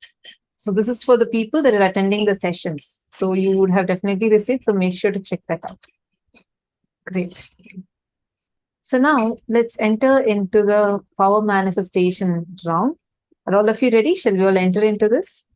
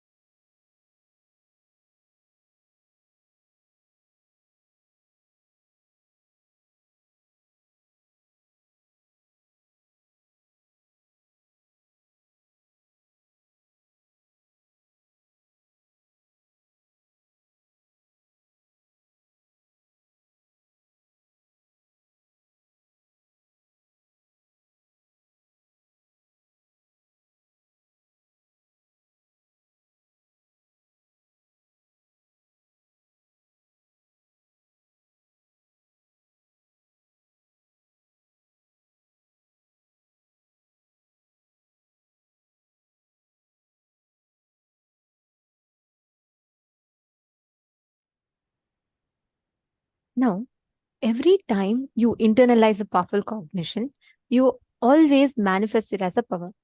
Imagine like this. Let's say there's a water pipe, okay? So there's a smooth flow of the water. Now, if you put a block in the pipe, what happens? The flow is obstructed. So the water doesn't flow. But there's so much of force here, right? The pressure builds up because the water keeps collecting here. Now, if let's say suddenly this block just breaks, the water gushes with force, correct? And then after the flow becomes normal. The exact same logic applies for completion. Every pattern is like that block that blocks the natural flow of consciousness. Now, as long as you keep holding on, you keep having that block, the consciousness is keep on getting obstructed. The moment you complete, in completion, you're not removing the pattern, you're just breaking the pattern. So the life flows through you as power. It just gushes through you. Are you all getting it? That is why every time you do a completion, you have to manifest powers, because that intense gush of energy, you can use that for the power manifestation instantly. You will be able to experience that breakthrough. Whenever you are stuck with a particular pattern, it could be postponing, it could be impossibilities, it could be any different idea that you want.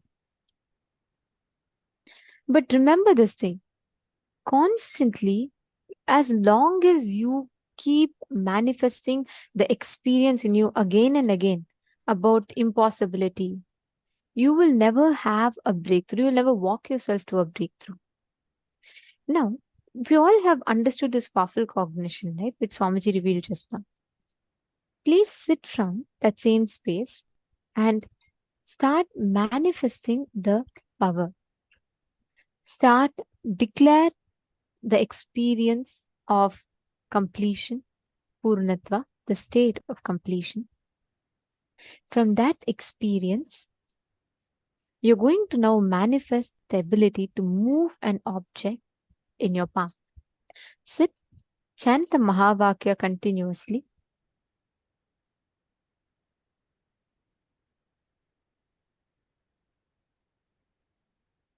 Hold the object on your palm. We will be showing you all a picture as well.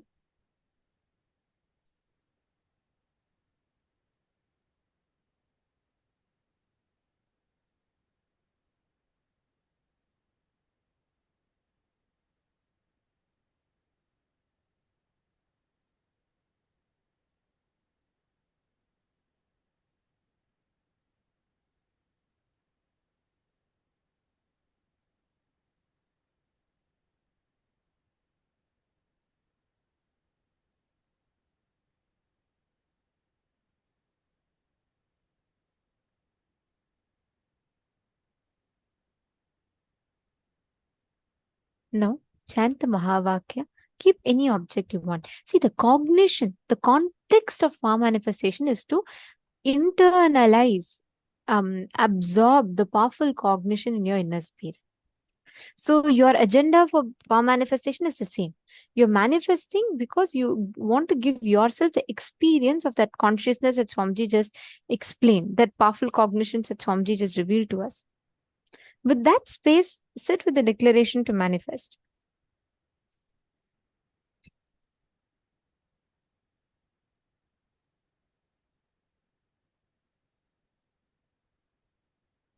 Chant the Mahavakya.